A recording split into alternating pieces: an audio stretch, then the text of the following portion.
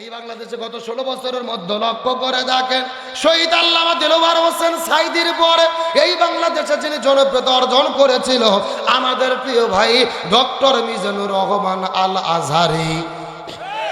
ওই আজহারিকে তারা দেশের মধ্যে থাকতে দিল না, তাকেও বাংলাদেশ থেকে বের করে মালয়েশিয়া যাইতে বাধ্য করা হলো। এই জন্য আবু জেল্লা 3টা কাজ করবে। 1 নম্বর ছেলে বন্দি করবে, 2 নম্বর হত্যা করবে, 3 নম্বর দেশ থেকে বের করে দেবে। এখন আমি আপনাদেরকে জিজ্ঞাসা করি, বলেন তো রাজশাহীর মুসলমান গত 16 বছরের ভেতরে এই 3টা কাজ স্বৈরাচার হাসিনারা করছে নাকি করে নাই? জোরে বলেন, করছে নাকি করে নাই? তার মানে বোঝা গেল 1450 বছর আগে মক্কার আবু জেহেল আর গত 16 বছরের এই বাংলাদেশের স্বৈরাচার আবু জেহেল, এদের ভেতরে বিন্দু মাত্র কোনো পার্থক্য নাই। কিন্তু আমি বলতে চাই, ওই মক্কার আবু জেহেলের বাড়ি মক্কাতে আছে না নাই? কিন্তু বাড়ি আর বাড়ি নাই। এই যে আমার প্রিয় বাপজান হজ করতে গেছেন, আবু জেহেলের বাড়িকে আল্লাহ বানাইছে ইন্টারন্যাশনাল পায়খানা। এ কথা কর না কে? আমরাও বলতে চাই, এই বাংলাদেশের স্বৈরাচার যেখানে থাকতো গণভবনের ভেতরে, ওই গণভবন এবং ধানমন্ডি 32কে জাদুঘর নয়, ওই গণভবন ধানমন্ডি 32কেও বাংলাদেশের মানুষের জন্য জাতীয় পায়খানা বানানো দরকার। আসসালামু আলাইকুম ওয়া রাহমাতুল্লাহি ওয়া বারাকাতুহু।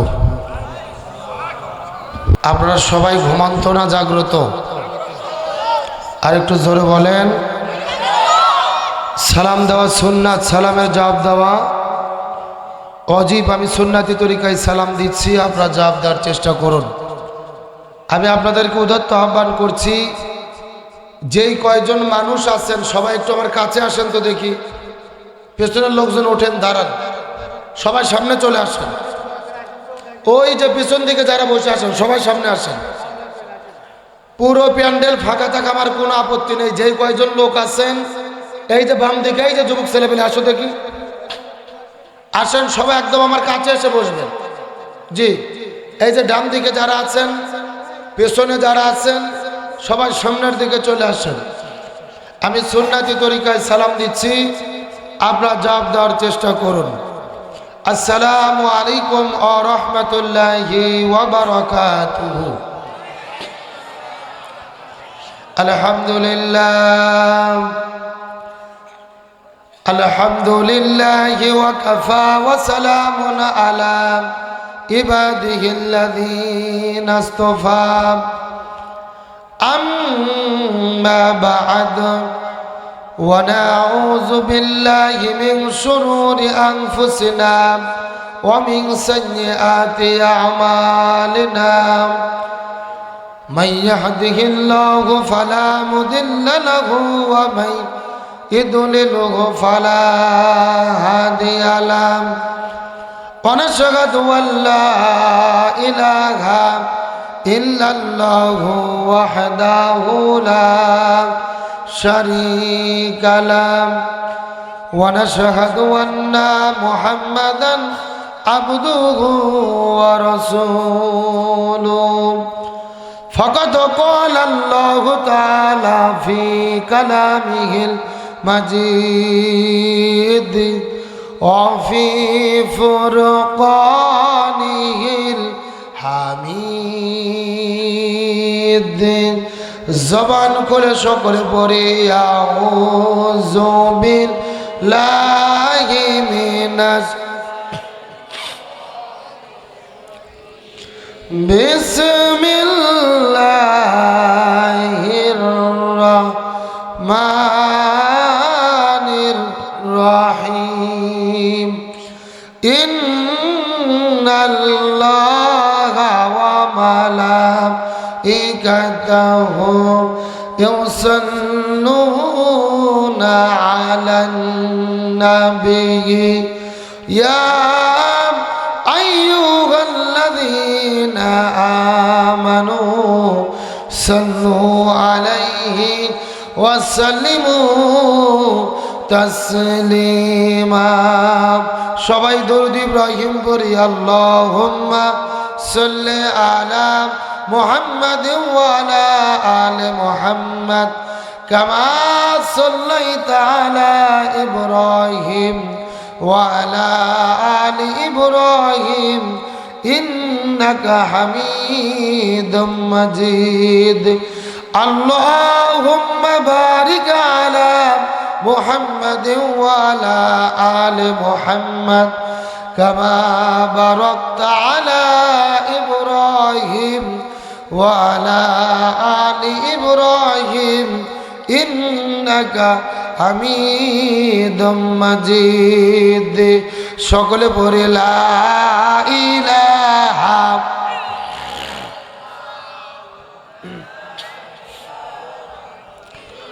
জোরে লা ইলাহা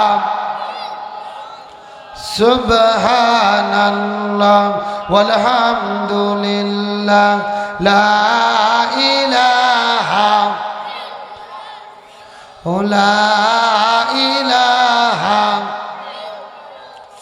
আপনারা সকলে থামেন। পেছনের ভাইরা ঘুমান্ত না জাগ্রত? জাগ্রতর ভাব কি বোঝা যাচ্ছে? আমাদের এলাকাতে মানুষ ঝগড়া করলে আর চাইতে সাউন্ড বেশি হয়। কথা কি বুঝতে পেরেছেন? তো আপনাদের শক্তি কি মহিলা মানুষের চেয়েও কমে গেছে, নাকি শীত আসার আগে শীতকে লেগে বসে আছেন? সবার চিৎকার করে বলেন তো দেখি, জিকির করলে লাভ না ক্ষতি? কম না বেশি? কেমন লাভ জানাবে মোহাম্মদ রসুল্লাহ? সকলে পড়ি সাল্লাল্লাহু।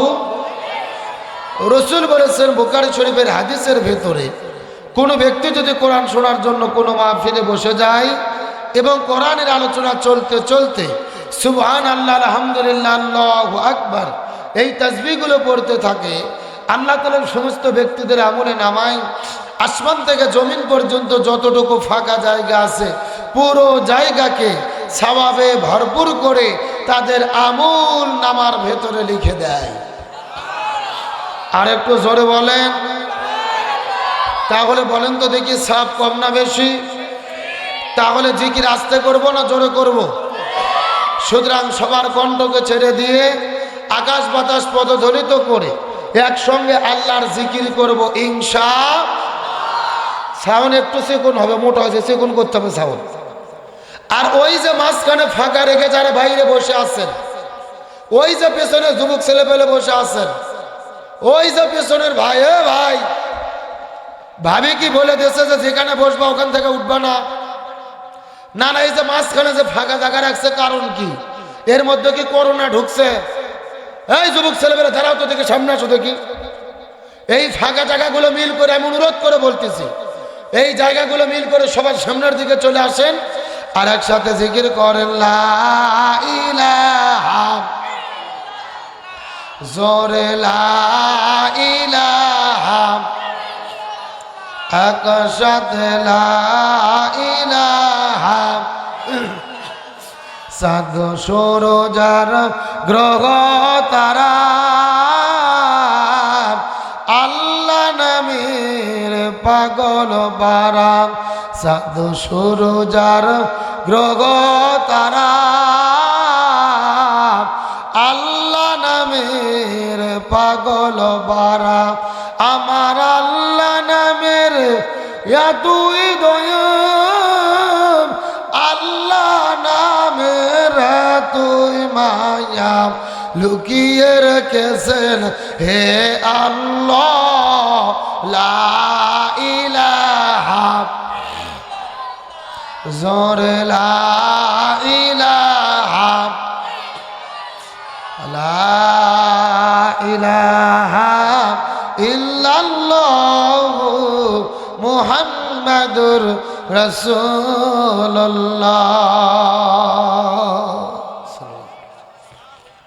সাইদ ভাইয়ের মা, মুগ্ধ ভাইয়ের মা, মালিক ভাইয়ের মা, রোহানি ভাইয়ের মা, তোমরা বড়ই ভাগ্যবতী, আনলে ধরাই দিনের জ্যোতি। সালাম জানাই তোমায় ফেরেশতা, সালাম জানাই তোমায় ফেরেশতা। সাইদ ভাইয়ের মা, মুগ্ধ ভাইয়ের মা, মালিক ভাইয়ের মা, পাশা ভাইয়ের মা। তোমরা বড়ই ভাগ্যবতী, আনলে ধরাই দিনের জ্যোতি। সালাম জানাই তোমায় ফেরেশতা মা, সালাম জানাই তোমায় ফেরেশতা।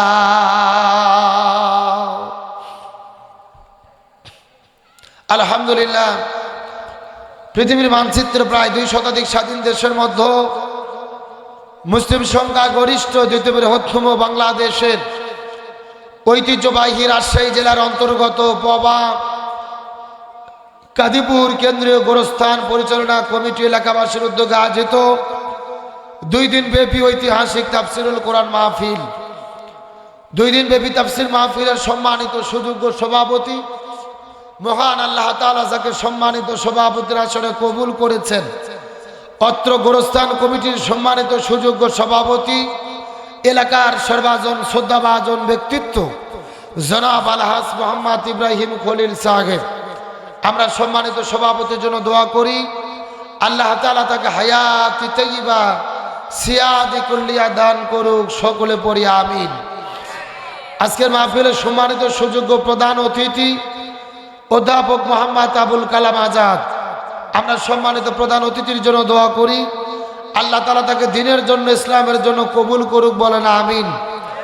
বিশেষ অতিথিদের মধ্য থেকে ইতিমধ্যেই মঞ্চ উপস্থিত হয়ে আপনাদের মধ্যে আলোচনা রেখে ধন্য করেছেন আমাদের প্রিয় ভাই দামকুড়া ইউনিয়ন পরিষদের সম্মানিত সুযোগ্য সাবেক চেয়ারম্যান জনাব মোহাম্মদ আব্দুল সালাম সাহেব, উপস্থিত জনাব মোহাম্মদ মুখলিসুর রহমান, দামকুড়া থানা বাংলাদেশ জামাত ইসলামের সম্মানিত সুযোগ্য আমির জনাব মোহাম্মদ মাহবুব আলম। আমরা 3 জন বিশেষ অতিথির জন্য দোয়া করি, আল্লাহ তাআলা সকলকে দ্বীনের জন্য, ইসলামের জন্য কবুল করুক, বলেন আমিন। মঞ্চ উপস্থিত বিভিন্ন শ্রদ্ধাভাজন ব্যক্তিবর্গ, আমার সামনে উপস্থিত দিনদার পরেশগার ইমানদার মুত্তাকি ভাইরা, পর্দার অন্তরালে অবস্থানরত মা এবং বোনেরা, সকলের প্রতি শ্রী মোতাবেক শুভেচ্ছা জ্ঞাপন করে দীর্ঘ 1টি বছর পরে নতুন এক স্বাধীন দেশে আপনাদের কাছে জিজ্ঞেস করতে চাচ্ছি, আপনারা সকলে কেমন আছেন? আলহামদুলিল্লাহি রাব্বিল। যে আল্লাহ তাআলা দয়া করে, মায়া করে, মহব্বত করে আরামের ঘুম থেকে পৃথক করে কোরআনের মহব্বতে জান্নাতের বাগানে আসার এবং বসার মতো তৌফিক দান করলেন, সে আল্লাহর প্রতি আপনারা খুশি না বেজার? কম না বেশি? যদি হয়ে থাকেন খুশি, মুখে নিয়ে হাসি, উঁচু করে কাল্লা চিৎকার করে বলতেছে আলহামদুলিল্লাহ। আরো জোরে বলি আলহামদুলিল্লাহ। রব্বানা লাকাল হামদ হামদান কাসীরান তাইয়িবান মুবারাকান ফীহি। চিৎকার করে বলতেছে আল্লাহু আকবার। আরো জোরে বলি আল্লাহু আকবার। আল্লাহ আকবার বলতে কি কোনো ভয় আছে? কোনো টেনশন আছে? এই বাংলাদেশে আল্লাহ আকবার বলতেও ভয় ছিল, নারাই তাকবীর আল্লাহ আকবার স্লোগান দিতেও ভয় ছিল, যতদিন পর্যন্ত ওই স্বৈরাচার হাসিনা বাংলাদেশে ছিল। আরো জোরে বলেন ঠিক? আরো জোরে ঠিক? হাজার হাজার মানুষের আল্লাহ আকবার বলার দরকার নেই। 10 জন মানুষ যদি আপনাদের রাজশাহী আমচত্বরে গিয়ে নারাই তাকবীর আল্লাহ আকবার স্লোগান দিতেন, সাথে সাথে পুলিশ যাইয়া গোলাগুলি শুরু করত।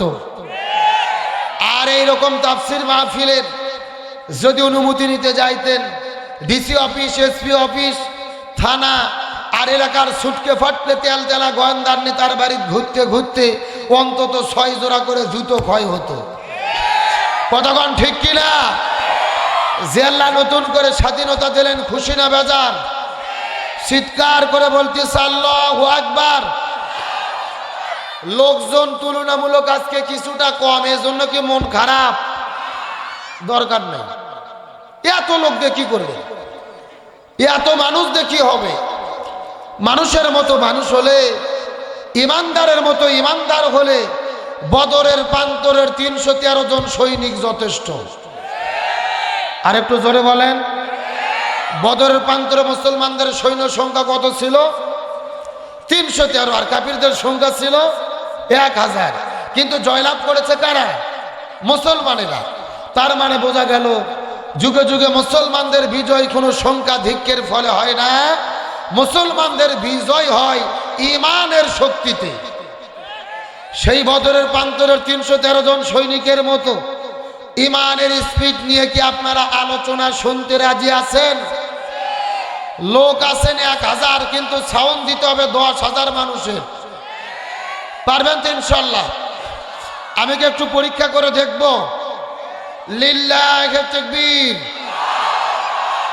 হয় নাই, কেবল 60% হলো, এখনো 40% বাকি আছে। পেছনে যারা দাঁড়িয়ে আছে, বসে আছে, এখনো মুখ খোলেইনি। সবাই একটু গলা কাকার দেন তো দেখে।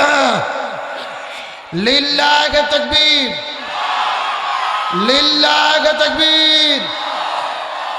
আপনাদেরকে এমন সাউন্ড দেওয়া লাগবে, আশেপাশে দোকানে যারা ঘুরতেছে ওরা যেন দৌড়ে মাহফিলে চলে আসে। আসবে ইনশাল্লাহ বলেন। আর এই যে যারা দাঁড়িয়ে আছে এরা কারা? না, আমি কিন্তু ডেকে ডেকে ওয়াজ শুনানোর বক্তা না। এই যে উপস্থাপক বারবার ডাকতেছিল, আমি বলছি না, ডাকার দরকার নেই। ওদের আলোচনা যদি ভালো লাগে আর শয়তানের কথা যদি না শোনে, ওরা এমনি আসবে। কথা কর না কে?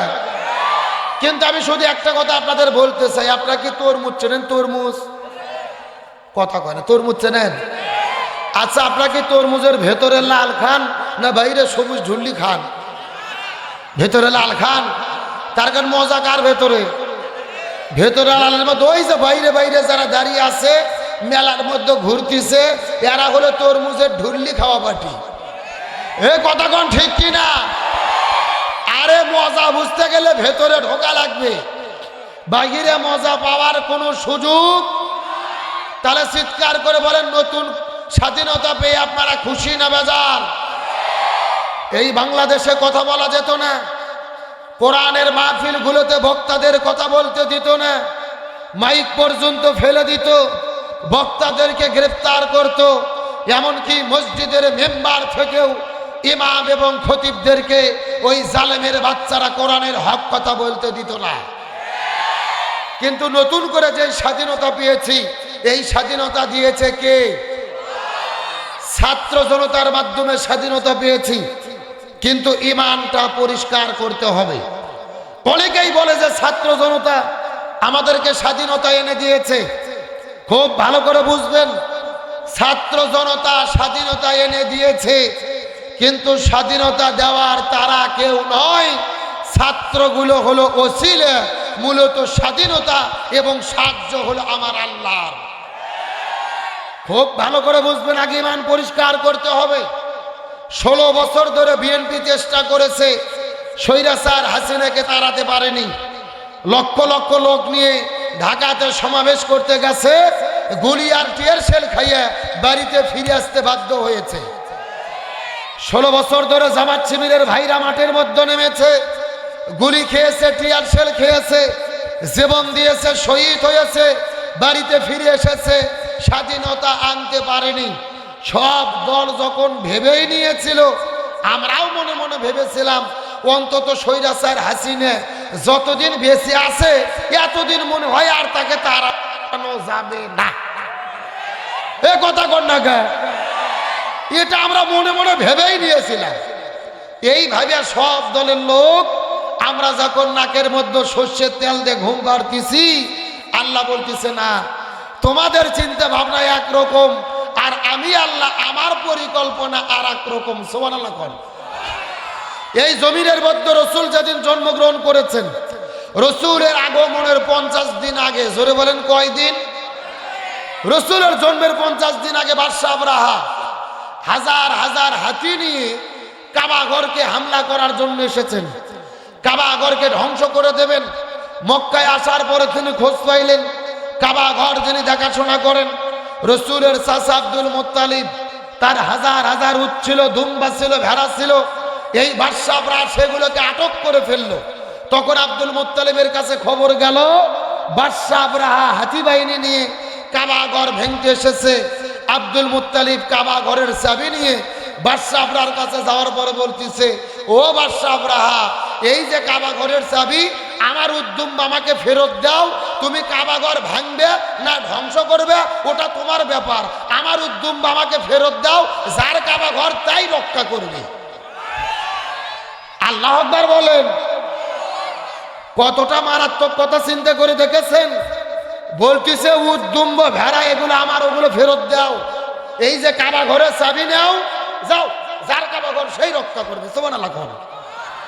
এই কথা বলার পর বাদশাহরা হাতি বাহিনী নিয়ে যখন কাবা ঘরের কাছাকাছি চলে গেলেন, কাবা ঘরের উপরে আক্রমণ করবেন, আল্লাহ তাআলার হুকুমে ওই আরব সাগরের দিক থেকে লক্ষ লক্ষ আবাবিল পাখি ওরা শুরু হলো।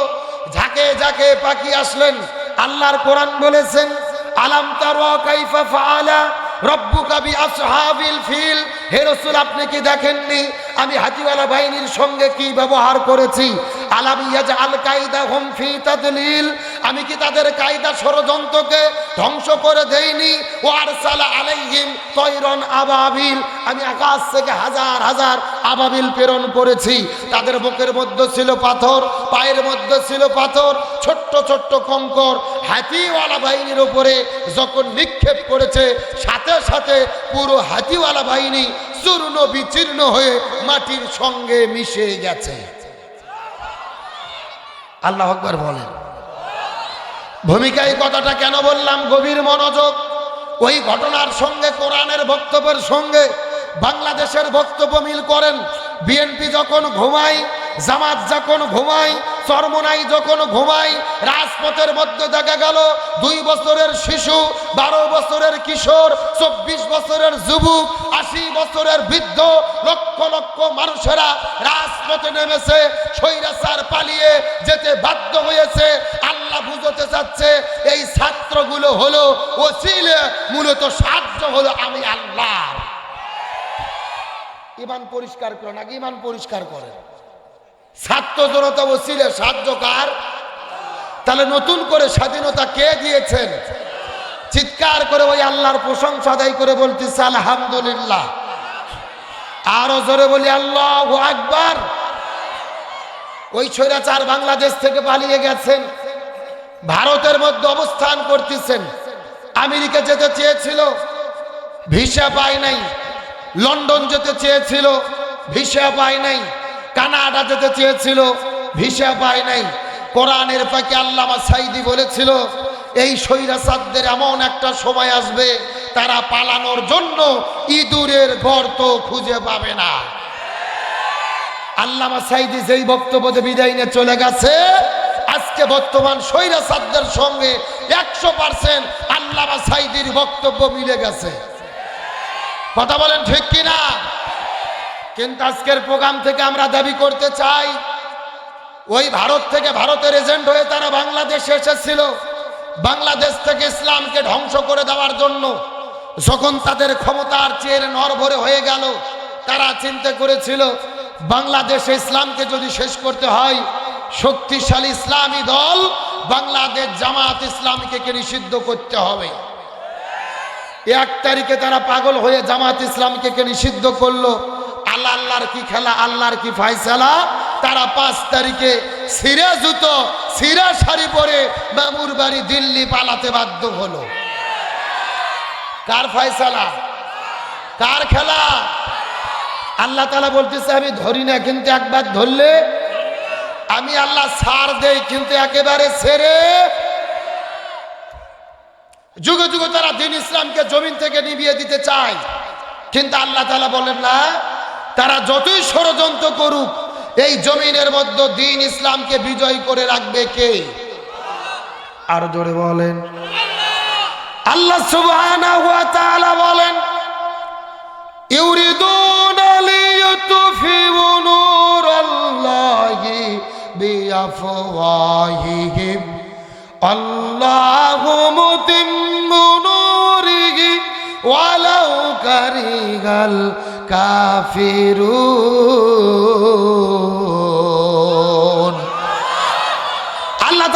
কাফির মুশরিক কুরাইশরা জমিনের মধ্য থেকে দ্বীন ইসলামকে মুখের ফুৎকার দিয়ে জমিনের মধ্য থেকে নিভে ফেলতে চায়, কিন্তু আল্লাহ তাআলা বলেন না, তারা যতই ষড়যন্ত্র করুক, এই জমিনের মধ্য থেকে দ্বীন ইসলামকে নিভে দেওয়ার ষড়যন্ত্র করুক, তারা নিভে দিতে পারবে না। এই জমিনের ভেতরে আমি আল্লাহ আমার দিনকেই প্রজ্বলিত করে রাখবো। এই জমিনে কিয়ামত পর্যন্ত দ্বীন ইসলামকে প্রজ্বলিত করে রাখবে কে? আর একটু জোরে বলেন। কিন্তু আজকের প্রোগ্রামে আমাদের দাবি হলো, এই বাংলার জমিনে হাজারো ছাত্র জনতাকে তারা শহীদ করে দিয়েছে। আমার প্রিয় ভাই আবু সাইদের বুকের মধ্যে গুলি করেছে।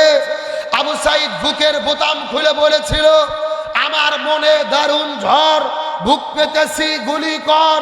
একে একে 4টা গুলি করে আবু সাইদকে শহীদ করলো। আমার প্রিয় ভাই মুগ্ধকে শহীদ করলো। হাজারো ছাত্র জনতার বুকের ভেতরে গুলি করে যারা শহীদ করে দিয়েছে, ওই গণহত্যার মহানায়িকা ওই স্বৈরাচার হাসিনাকে ভারত থেকে ইন্টারপোলের মাধ্যমে বাংলাদেশে আনার পরে বিচার করে প্রকাশ্য দিবালোকে জনগণের সামনে তাকে ফাঁসির দড়িতে ঝোলাতে হবে। এই মতের পক্ষে কারা কারা রাজি আছেন? দুটি হাত আল্লাহকে তুলে দেখা দেন। একজন তাকবীর দেন দেখি।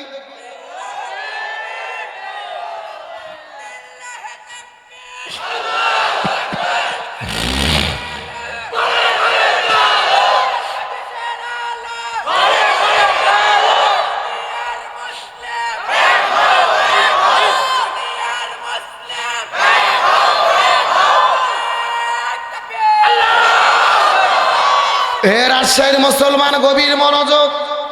আল্লাহর কোরআন বলেছেন, মান কতালা নাফসান বিগয়রি নাফসিন আও ফাসাদিন ফিল আরদ ফাকা আন্নামা কতালান নাসা জামিয়া। নিরপরাধ একজন মানুষকে হত্যা করা মানে হলো তামাম পৃথিবীর সমস্ত মানুষকে হত্যা করার শামিল। এখন আমি আপনাদেরকে জিজ্ঞেস করতে চাই, এই স্বৈরাচাররা কি একজনকে হত্যা করছে না হাজার হাজার হত্যা করছে? এখন বলেন, এই হত্যার বিরুদ্ধে কথা বলা কি অপরাধ? এদের শাস্তি চাওয়া কি রাজনীতি? আগামীকালকে দেখবেন আপনাদের বাজারে কিছু কিছু লোক গল্প করবে, বলবে গতকালকে আব্দুল সালাম যুক্তিবাদী এসেছিল, এটা কি ওয়াজ হলো, এটা রাজনীতি হলো। এ কথা কর না কে? এরা কিন্তু ওই দলের লোক, ওই দলের লোক, এরা স্বৈরাচারের লোক, কিন্তু এখন নিজেদের খোলসকে পরিবর্তন করে এরা সুশীল সেজেছে। গভীর মনোযোগ। রাসূল বলেছেন, শুধু হাতের মধ্যে অস্ত্র নিয়ে যুদ্ধের ময়দানে যাওয়াই জিহাদ নয়, জালেমের জুলুমের বিরুদ্ধে কথা বলা হলো সবচাইতে বড় জিহাদ। তাহলে জালেমের জুলুমের বিরুদ্ধে কথা বলা কি অপরাধ? তাহলে আজকের আলোচনা কোরআন থেকে হক কথা চলবে ইনশাআল্লাহ। গভীর মনোযোগ দিয়ে বুঝুন। 1450 বছর আগে মক্কায় দারুন নাদওয়া সংসদের ভেতরে আবু জেহেল রাসূলের বিরুদ্ধে যেই 3টা ষড়যন্ত্র করেছিল, গত 16 বছরের ভেতরে এই বাংলাদেশের স্বৈরাচাররাও বাংলাদেশে একই রকম ভাবে ইসলাম এবং মুসলমানদের বিরুদ্ধে 3টে ষড়যন্ত্র করেছে। জোরে বলেন কয়টা? দলিল কোরআনের মধ্যে আছে না নাই? সূরাটির নাম হলো সূরা আনফাল, আয়াত নম্বর হলো 30। চিৎকার করে বলেন কয় নম্বর আয়াত? আরো জোরে বলেন। আমার প্রিয় বন্ধুগণ, মুসলমান ভাইরা গভীর মনোযোগ। খাতা কলম থাকলে লিখে নেন, মোবাইল থাকলে রেকর্ড করে নেন, কথাগুলো সুন্দর করে বোঝার চেষ্টা করবেন। ওই 1450 বছর আগে মক্কার দারুন নাদওয়া সংসদের ভেতরে রাসূলের বিরুদ্ধে যেই 3টা ষড়যন্ত্র আবু জেহেল করেছিল, এই বাংলাদেশের ভেতরে গত 16 বছরে এই স্বৈরাচাররাও একই রকম ভাবে 3টে ষড়যন্ত্র করেছে। দলিল হলো আল্লাহর কোরআন, সূরাটির নাম সূরা আনফাল, আয়াত নম্বর হলো 30। আল্লাহ তাআলা কত চমৎকার করে বলেছে, ওয়া ইয ইয়ামকুরু বিকাল্লাযিনা কাফারু, ওয়া ইয ইয়ামকুরু বিকাল্লাযিনা কাফারু।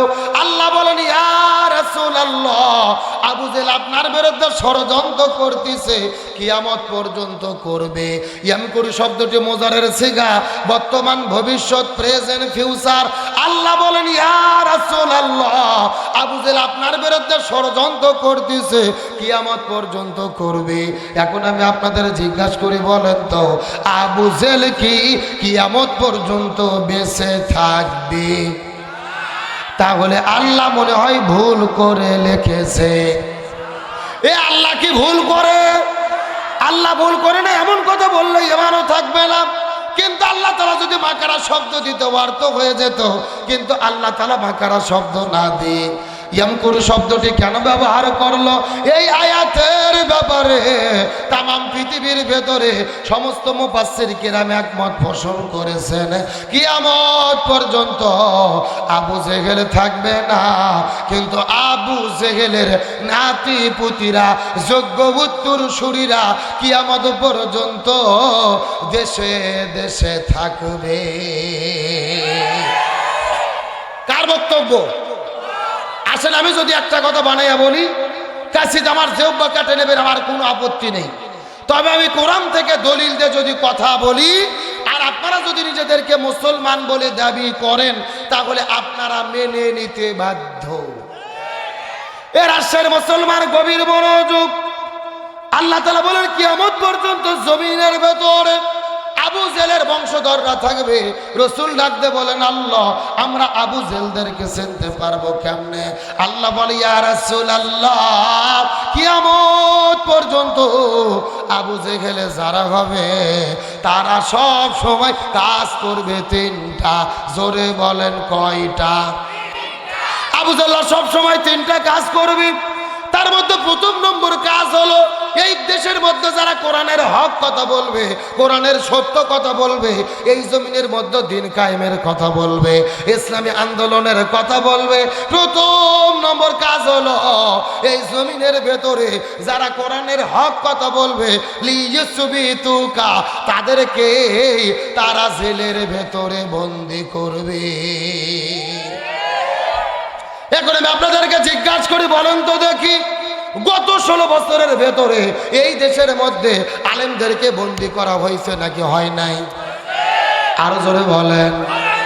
আমার প্রিয় ভাই মুফতি আমির হামজা, শাইখুল হাদিস আল্লামা মামুনুল হক, শিশু বক্তা নামে পরিচিত রফিকুল ইসলাম মাদানী, মুফতি জসিমউদ্দিন রহমানী, ওই যে কোরআনের ফাঁকি আল্লামা দিলওয়ার হোসেন সাইদি, অর্ধশত বছর ধরে এই জমিনের মধ্যে যিনি কোরআনের আলোচনা করেছে, যার আলোচনা শোনার পরে হাজারো মানুষ কালেমা পড়ে পড়ে মুসলমান হয়ে গেল, যেই মানুষটা কাবাঘরের মধ্যে ঢুকে নামাজ পড়ানোর অনুমতি পাইল, যেই মানুষটাকে বুকের মধ্যে জোরে ধরে কাবা শরীফের ইমাম শাইখ আব্দুর রহমান আস-সুদাইসি বুকের মধ্যে জোরে ধরে কপালের মধ্যে চুমু খাইল, ওই মানুষটাকে 13 বছর ধরে জেলের মধ্যে বন্দি রাখার পরে, জেল থেকে বের করার পরে হসপিটালের মধ্যে ঢুকাইয়া ইনজেকশনের সিরিজের ভেতরে বিষ ঢুকাইয়া আল্লামা সাইদির শরীরের মধ্যে বিষ প্রয়োগ করে ওই কোরআনের পাখিকে তারা পরিকল্পিতভাবে মৃত্যুর দিকে ঠেলে দিয়েছে।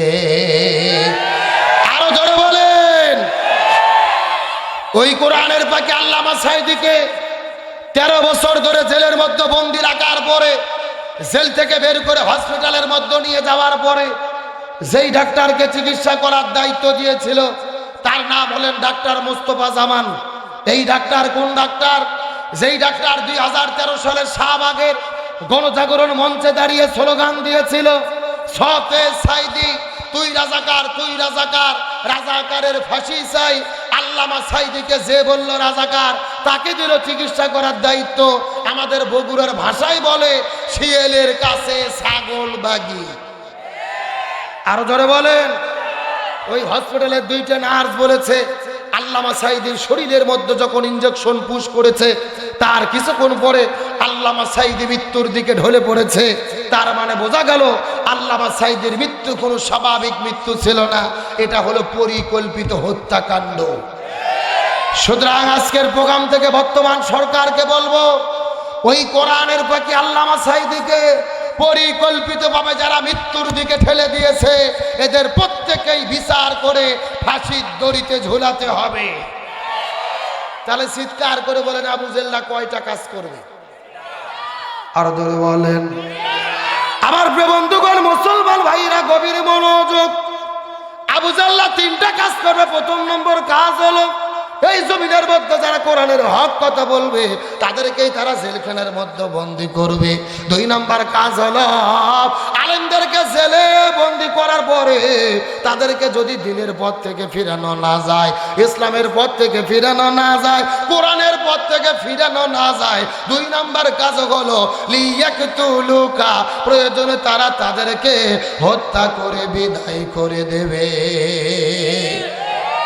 এই বাংলাদেশে গত 16 বছরের দিকে লক্ষ্য করে দেখেন, আমাদের নাকি মাওলানা মতিউর রহমান নিজামী, আলী হাসান মোহাম্মদ মুজাহিদ, তারপর আব্দুল কাদের মোল্লা, মীর কাসেম আলী মিঠু ভাই সহ বিএনপির নেতা সালাউদ্দিন কাদের শাখা চৌধুরী, এই নেতাদেরকে মিথ্যা মামলা দিয়ে রায় দিয়ে ফাঁসির দড়ির মধ্যে ঝুলাইয়া এই জমিনের মধ্য থেকে বিদায় করে দিয়েছে।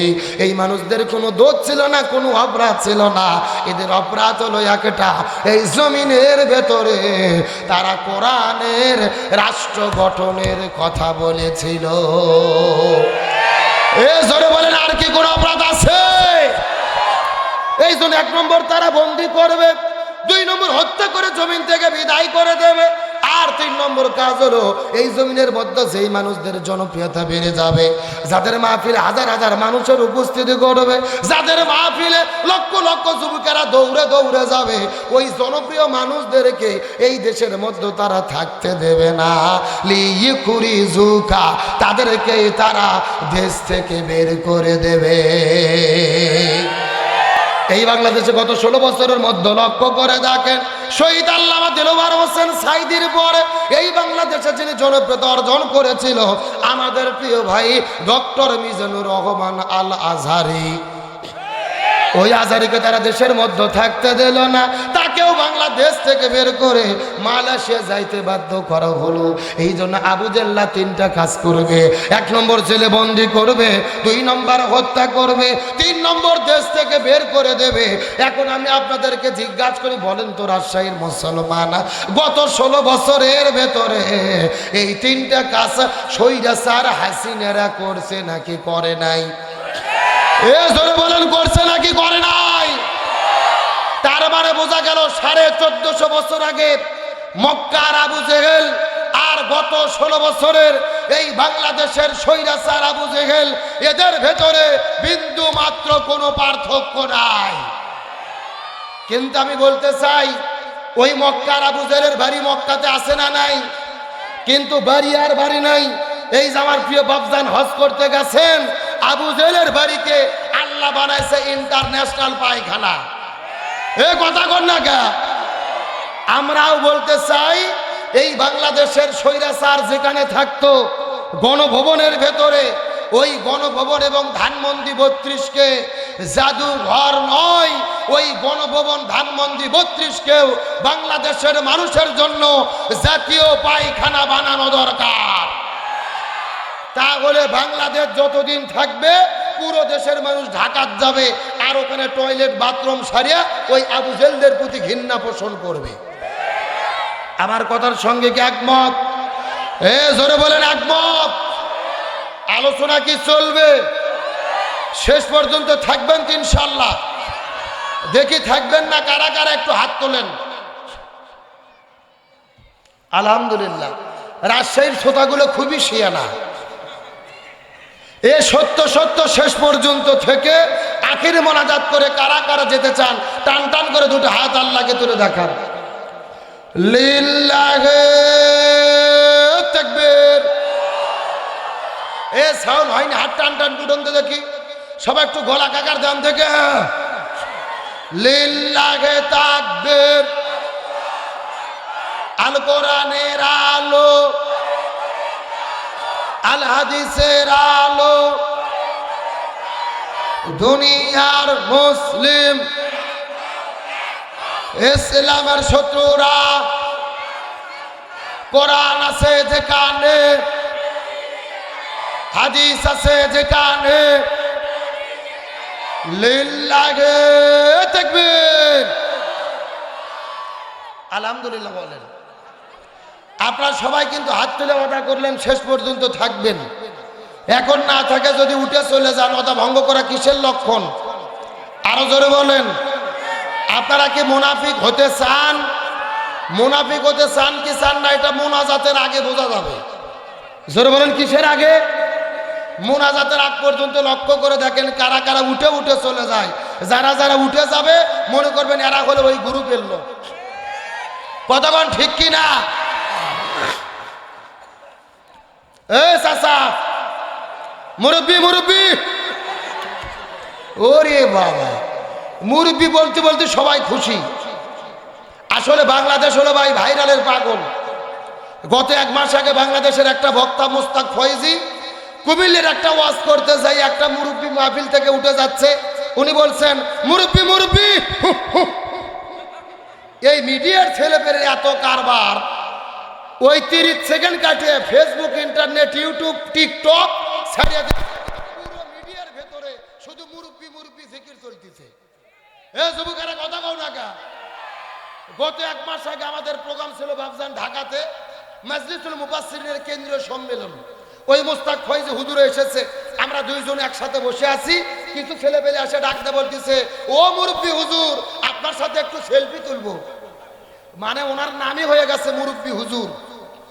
এই যে চাচারা যাচ্ছে উঠে উঠে, যদি পেশাব করে জাগার মাল জাগাত ফেরত আসে তাহলে মনে করবেন ঠিক আছে, আর যদি না আসে তাহলে মনে করবেন ভেজাল আছে। কথা বলেন ঠিক কিনা? এ রাজশাহীর মুসলমান গভীর মনোযোগ। ওই স্বৈরাচাররা দেশ থেকে পালিয়ে গেছে, ওদের ষড়যন্ত্র কিন্তু বন্ধ হয়নি। স্বৈরাচার বলতেছে আমি বাংলাদেশের সীমান্তের কাছেই আছি, যে কোনো সময় চট করে ঢুকে পড়তে পারি। কথা কন না কে? আমরা বলতেছি ম্যাডাম আসেন, এটা তো আপনার বাবার দেশ। এ কথা কন না কে? এটা কার দেশ? আপনারই বাবার দেশ। আসুন, আপনি দেশে আসবেন, আমাদের কোনো আপত্তি নেই। আপনি আসেন, আমরা আপনার জন্য আয়না ঘর রেডি করে রেখেছি। আপনি চট করে বাংলাদেশে ঢুকবেন, আমরা আপনাকে ফট করে আয়না ঘরে ঢুকে দেব। তার কারণ বলেন তো, আয়না ঘর কি আমরা তৈরি করেছি না ওরা করেছে? আরো জোরে বলেন।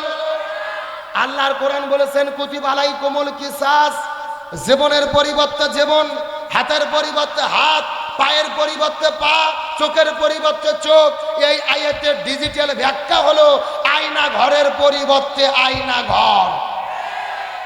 ওরা আয়না ঘর তৈরি করেছে, ওদেরকে জেলখানায় জামাই আদর করলে হবে না, ওদেরকেও আয়না ঘরে ঢুকলে তারপরে ঠেলা বুঝতে পারবে। আসেন, আজকের সংক্ষিপ্ত সময়ে আলোচনার সাবজেক্ট হলো বাংলাদেশ স্বাধীনতার 54 বছর পার হয়ে গেল। এক দল এসেছে, আর এক দল চলে গেছে, আর এক দল এসেছে, আর এক দল চলে গেছে। আমরা শান্তি চেয়েছি, শান্তি পাইনি। 1947 সালে বাংলাদেশ এই উপমহাদেশ স্বাধীন করেছি ব্রিটিশদের কাছ থেকে। স্বাধীনতার আশায় আমরা স্বাধীনতা পাইনি, শান্তি পাইনি। 71 দেশ স্বাধীনতা করলাম, স্বাধীন করেছি শান্তি পাওয়ার জন্য, দেশের মধ্যে শান্তি পাইনি। আবার 24 দেশ স্বাধীন করলাম শান্তির আশায়, এখনো শান্তি পেলাম। আজকের আলোচনার সাবজেক্ট হলো বর্তমানে বাংলাদেশে শান্তি প্রতিষ্ঠায় আমাদের করণীয় কি। জানার দরকার আছে না নাই? ওই হরিণের কিচ্ছা, বাঘের কিচ্ছা জীবনে বহু শুনেছেন। বর্তমান প্রেক্ষাপটে বাংলাদেশে শান্তি কায়েমের জন্য কি দরকার জানার দরকার আছে না নাই? এ রাষ্ট্রের মুসলমান গভীর মনোযোগ। আমার নবী যে জমিনের মধ্যে শান্তি কায়েম করার জন্য 17 বছর বয়সের ভেতরে এই জমিনের ভেতরে আমার নবী যে একটা দল গঠন করেছিল, যেই দলের নাম হলো হিলফুল ফুজুল। কি নাম বললাম? কথাটা সুন্দর করে বোঝার চেষ্টা করবেন। আমার নবী যে জমিনের ভেতরে হিলফুল ফুজুল নামক সংগঠন তৈরি করলো এই জমিনের মধ্যে শান্তি কায়েম করার জন্য। 17 বছর থেকে শুরু করে 40 বছর পর্যন্ত নবীজি চেষ্টা করলো। 17 বছর থেকে শুরু করে 40 বছর পর্যন্ত নবীজি 23 বছর ধরে চেষ্টা করেছে, কিন্তু আমাদের নবীজি এই জমিনের ভেতরে শান্তি প্রতিষ্ঠা করতে পারলো। এ গভীর মনোযোগ দিয়ে মাথার মধ্যে ঢুকানোর চেষ্টা করেন। নবীজি 23 বছর ধরে চেষ্টা করলেন, কিন্তু জমিনের মধ্যে শান্তি কায়েম করতে পারলেন না।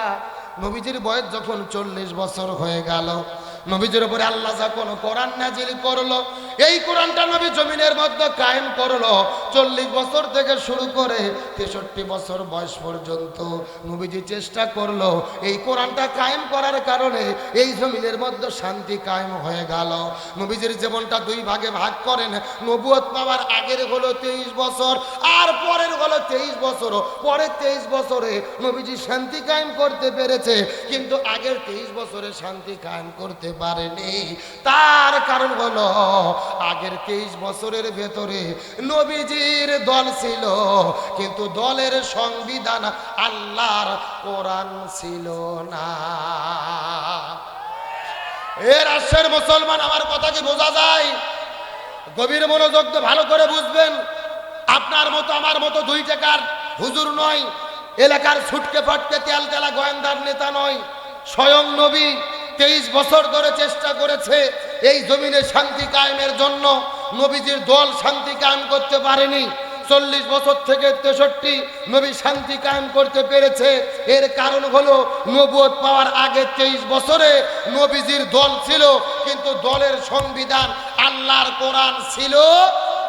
তার মানে বোঝা যাচ্ছে বাংলাদেশেও যদি আমরা কোনো দলের মাধ্যমে শান্তি কায়েম করতে চাই, ওই দলের দ্বারা শান্তি কায়েম হবে না যেই দল আল্লাহর কোরআন দিয়ে চলে না। এই জন্য শান্তি যদি পেতে চাই আমাদের কিসের দরকার? আর জোরে বলেন। আল্লাহ রাব্বুল আলামিন বলেন, ওয়ামান আরাদা আন যিকরি ফাইন্না লাহু মাঈশাতান দানকা ওয়া নাহশুরুহু ইয়াওমাল কিয়ামাতি আমা। আর জোরে বলেন আল্লাহু আকবার। সূরা তাহা 16 নম্বর পারার 19 নম্বর পৃষ্ঠার 13 নম্বর লাইন 124 নম্বর আয়াতে কারিমা।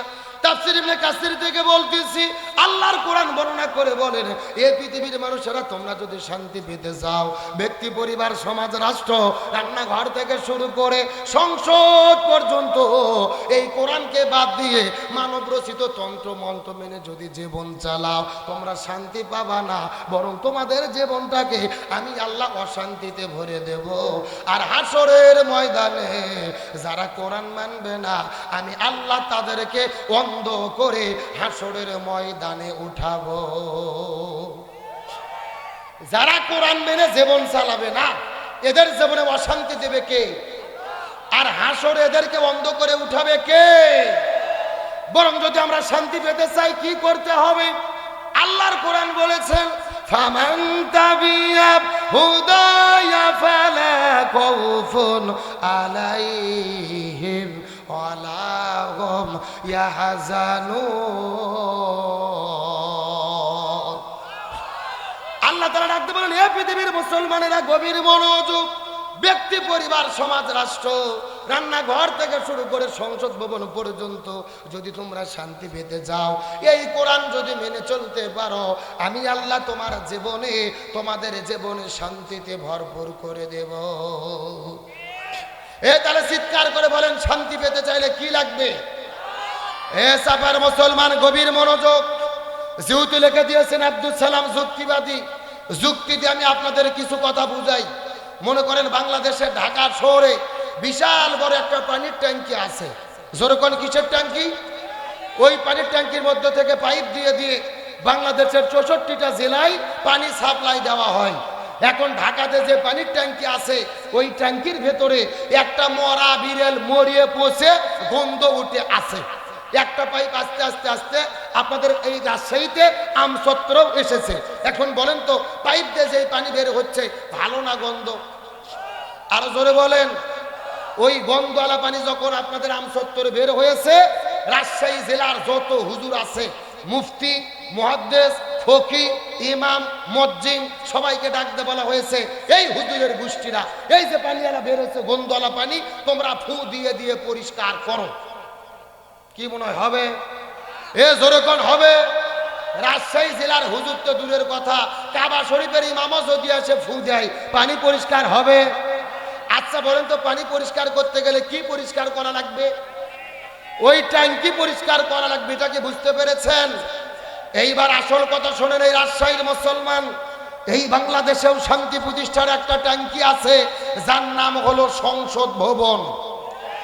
আর ওই সংসদ ভবনের ভেতর থেকে বাবার আইন, চাচার আইন, দাদার আইন, স্বামীর আইন, খালার আইন, ফুপুর আইন, কালমার্সের আইন, লেনিনের আইন, পুতিনের আইন, সক্রেটিসের আইন, প্লেটোর আইন, ভারতের আইন, ব্রিটিশের আইন, আর ওই টাকলা ডক্টর কামালের আইন, মানব রচিত তন্ত্র মন্ত্রকে জুটো এবং ঝাঁটা পিটা করে সংসদ থেকে বের করে দিয়ে যতদিন না পর্যন্ত এই কোরআন দিয়ে বাংলাদেশ পরিচালিত হবে ততদিন পর্যন্ত এই জমিনের ভেতরে শান্তি আসতে পারে না, পারে না, পারে না। সুতরাং বাংলাদেশের শান্তি কায়েমের জন্য এই কোরআন দিয়ে বাংলাদেশ চলুক, এটাকে আপনারা চান? কারা কারা চান? দুটি হাত আল্লাহকে তুলে দেখা দেন।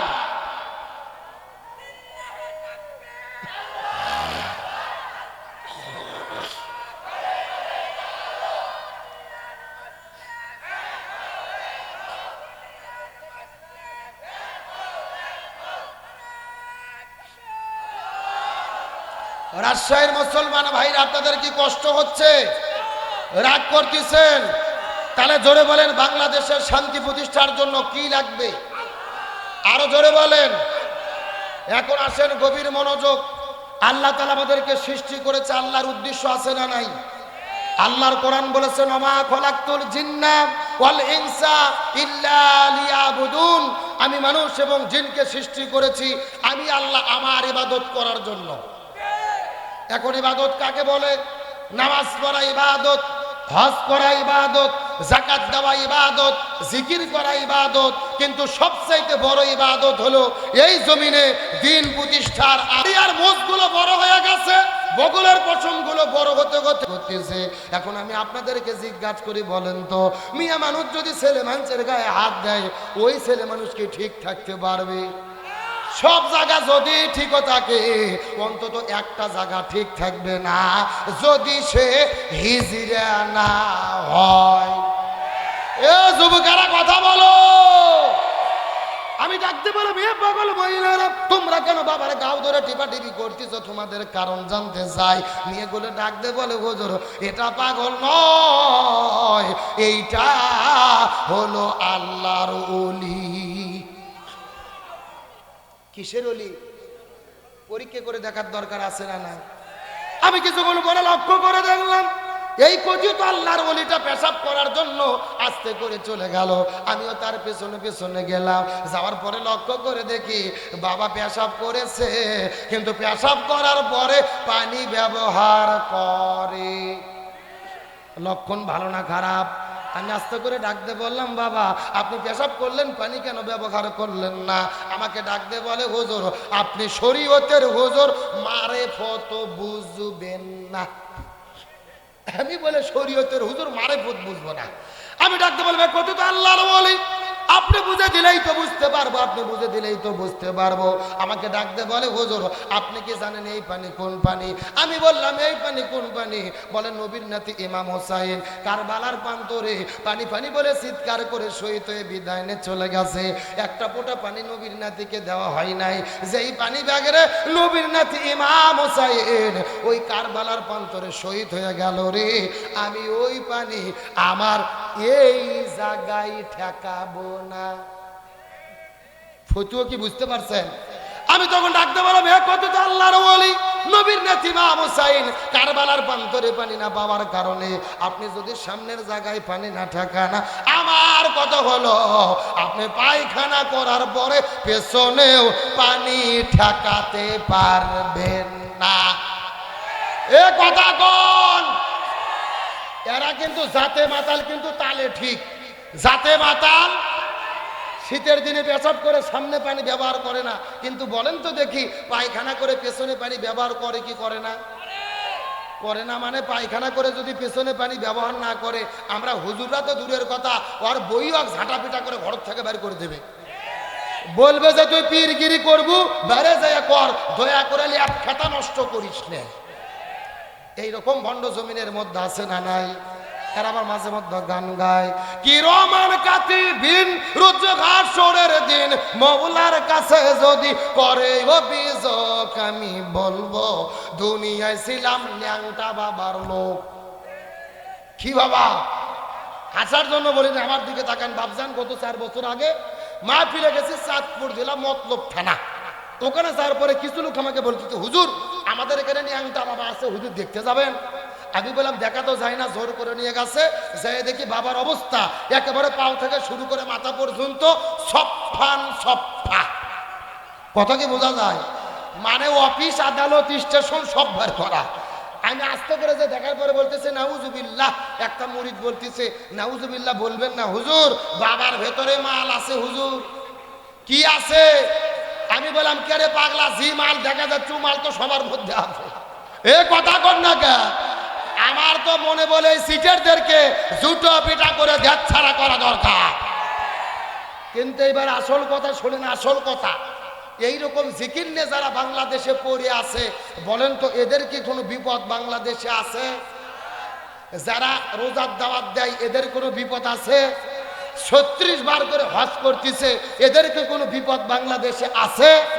তাহলে বাংলাদেশে কারা বিপদে পড়েছে? এই জমিনের ভেতরে যারা কোরআনের রাষ্ট্র গঠনের কথা বলেছে।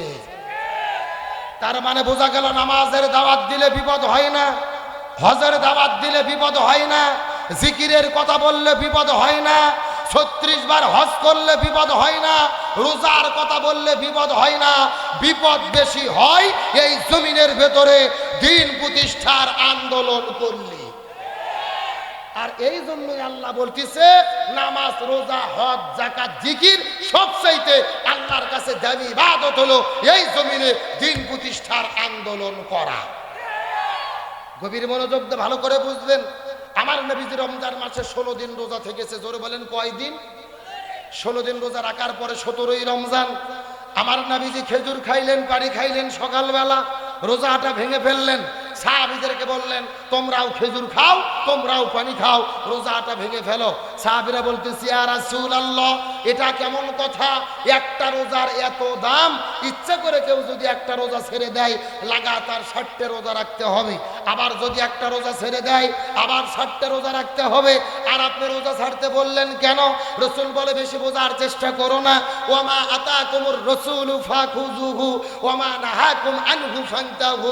আমি নবী যা বলি তা তোমরা করো, যা করতে নিষেধ করি তা থেকে দূরে থাকো। খেজুর খাও, পানি খাও, শরীরে শক্তি অর্জন করো। কারণ হলো আবু জেহেল মদিনা আক্রমণ করেছে, আর বসে থাকা যাবে না, এখন বাতিলের মোকাবেলা করতে হবে। কি বুঝলেন?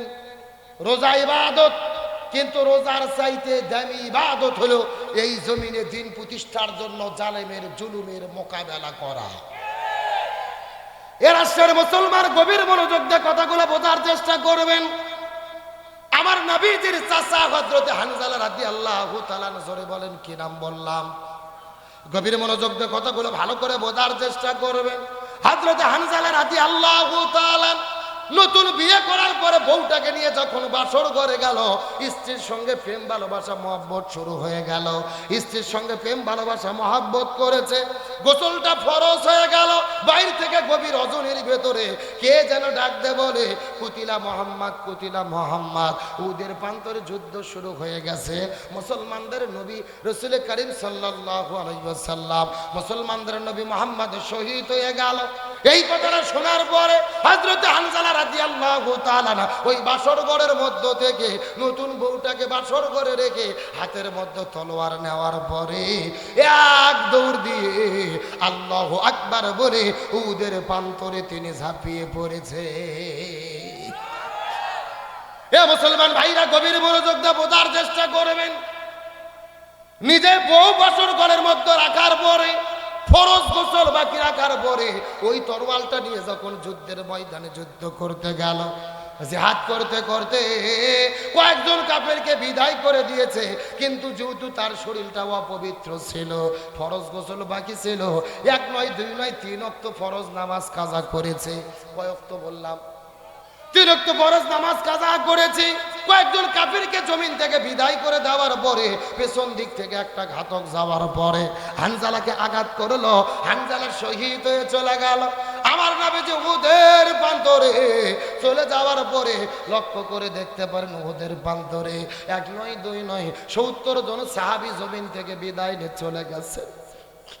নবীজির 70 জন সাহাবী শহীদ হয়েছে। আজকেও যারা মদিনায় চলে যান উহুদ পাহাড়ের পাদদেশে 70 জন সাহাবীর কবর আমার নবীজি কিন্তু নিজের হাতে একই জায়গায় দিয়ে রেখেছে। আজকেও মদিনায় গেলে এই 70 জন সাহাবীর কবর কিন্তু ওই আপনার উহুদ পাহাড়ের নিচেই কিন্তু লক্ষ্য করলে দেখা যায়।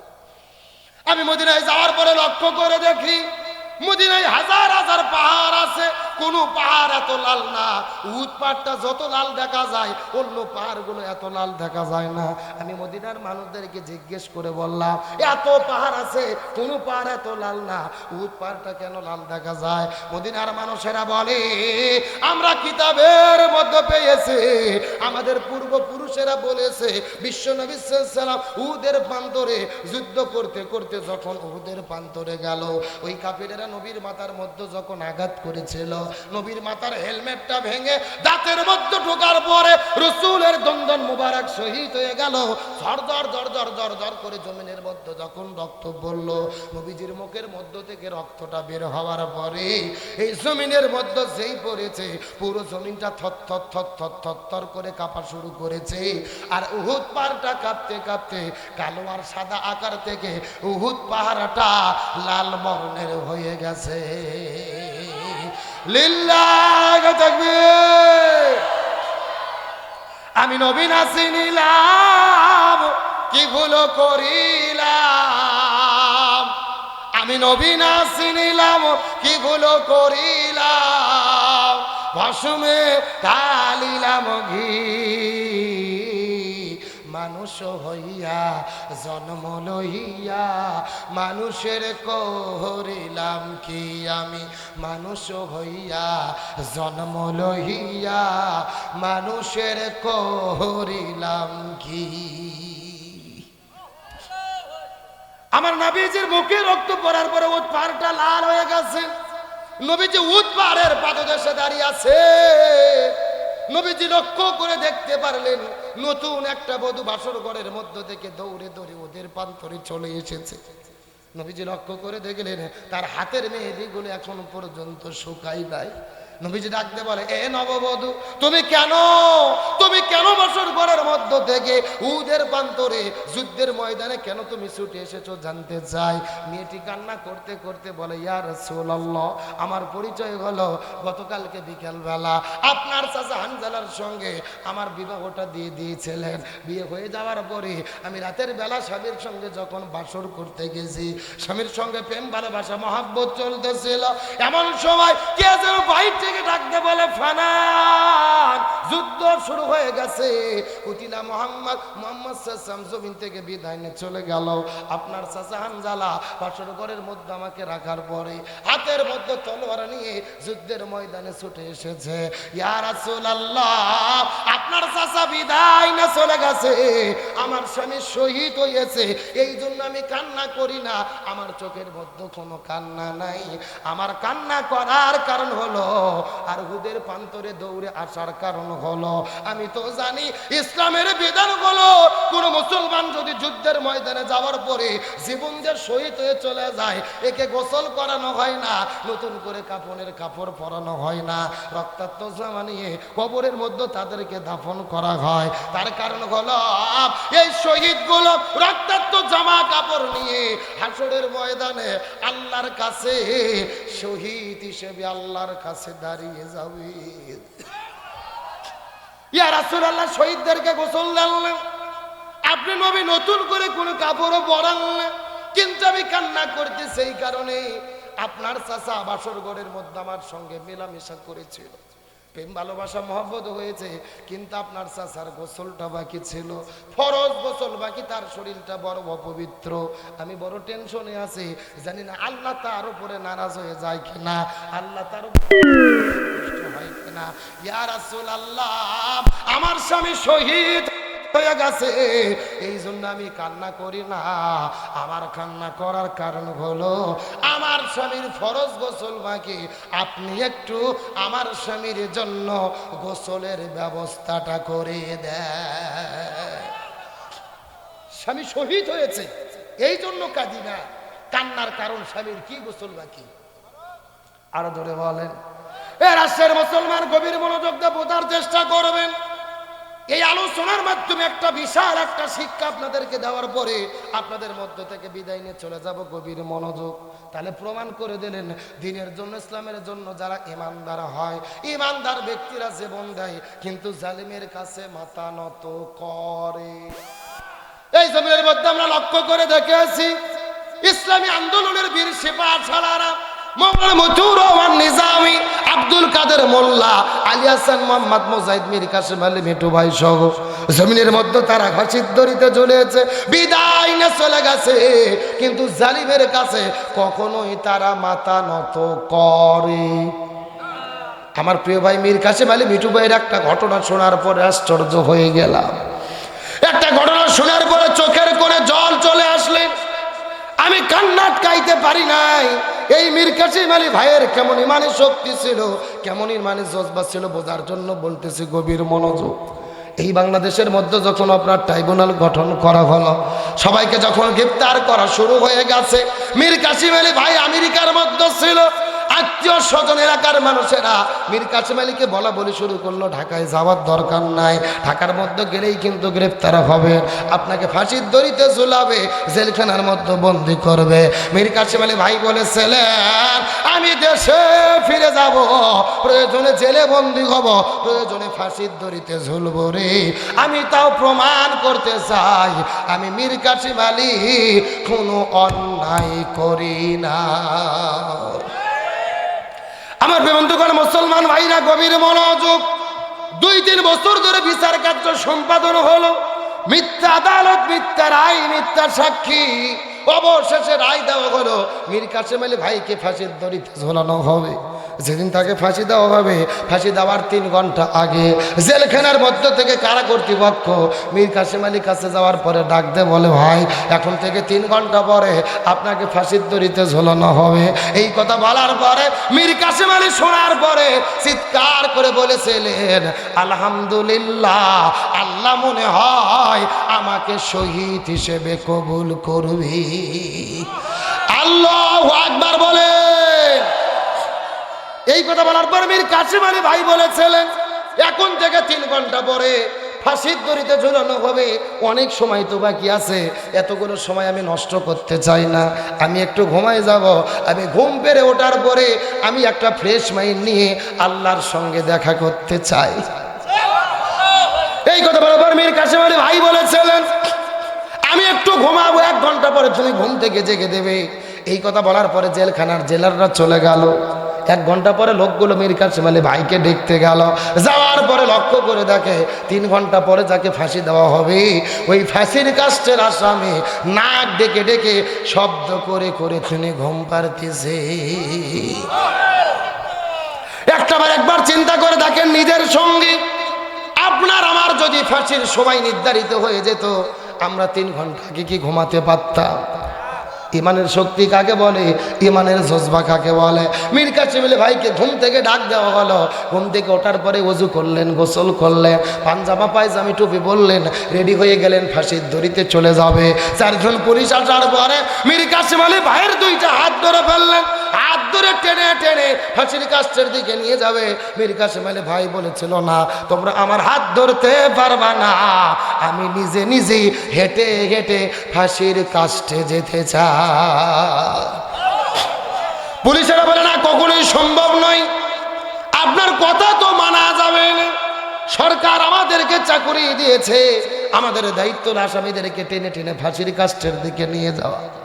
মীর কাসেম আলী ভাই হঠাৎ করে একটা পকেটের মধ্য থেকে কাগজ বের করলেন, বের করে বললেন, কারা কর্তৃপক্ষ আমাকে বলেছিল আমার জীবনের শেষ চাওয়াটা পূর্ণ করা হবে, আমি কাগজের মধ্যে লিখে দিলাম, কারাগারের প্রধানের কাছে যে বলো আমার জীবনের শেষ ইচ্ছা হলো আমি নিজে নিজেই হেঁটে হেঁটে ফাঁসির কাস্টে যেতে চাই। আমার বন্ধুগণ, মুসলমান ভাইরা গভীর মনোযোগ। তার দরখাস্ত কবুল হয়ে গেলেন। মীর কাসেম আলী ভাইকে ছেড়ে দেওয়া হলো। হেঁটে হেঁটে তিনি ফাঁসির কাষ্ঠের দিকে যাওয়া শুরু করলেন। সমস্ত পুলিশেরা মীর কাসেম আলী ভাইকে জিজ্ঞেস করলো, ভাই কত বছর হলে চাকরি করতেছে? কোনো মানুষ তো হেঁটে হেঁটে ফাঁসির কাস্তে যেতে চায় না, কেউ বা টেনে ধরে, কাউকে বা জোর করে করে করে করে ফাঁসির কাস্টে নিয়ে যাওয়া লাগে, অথচ আপনি কেন নিজে নিজেই ফাঁসির কাস্টে দিতে যাচ্ছেন? মীর কাসেম আলী ভাই বলেছিল, এ পৃথিবীর মানুষ, তোমরা তো জানো না, তোমরা তো দেখবে না, তোমাদের দেখার মতো তো চোখ নাই।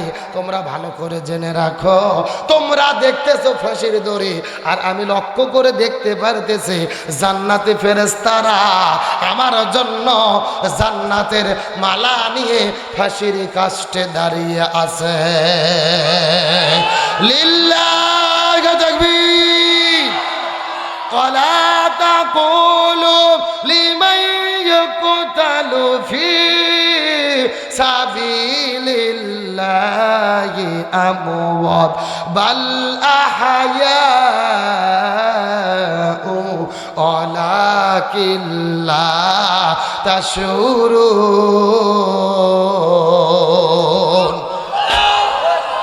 আল্লাহ বলেন, যারা দিনের জন্য জীবন দেয় এরা মৃত নয়, এরা মৃত নয়, এরা মৃত নয়, এরা হলো জীবিত। জান্নাতের মধ্যে তাদেরকে রিজিক দান করে কে?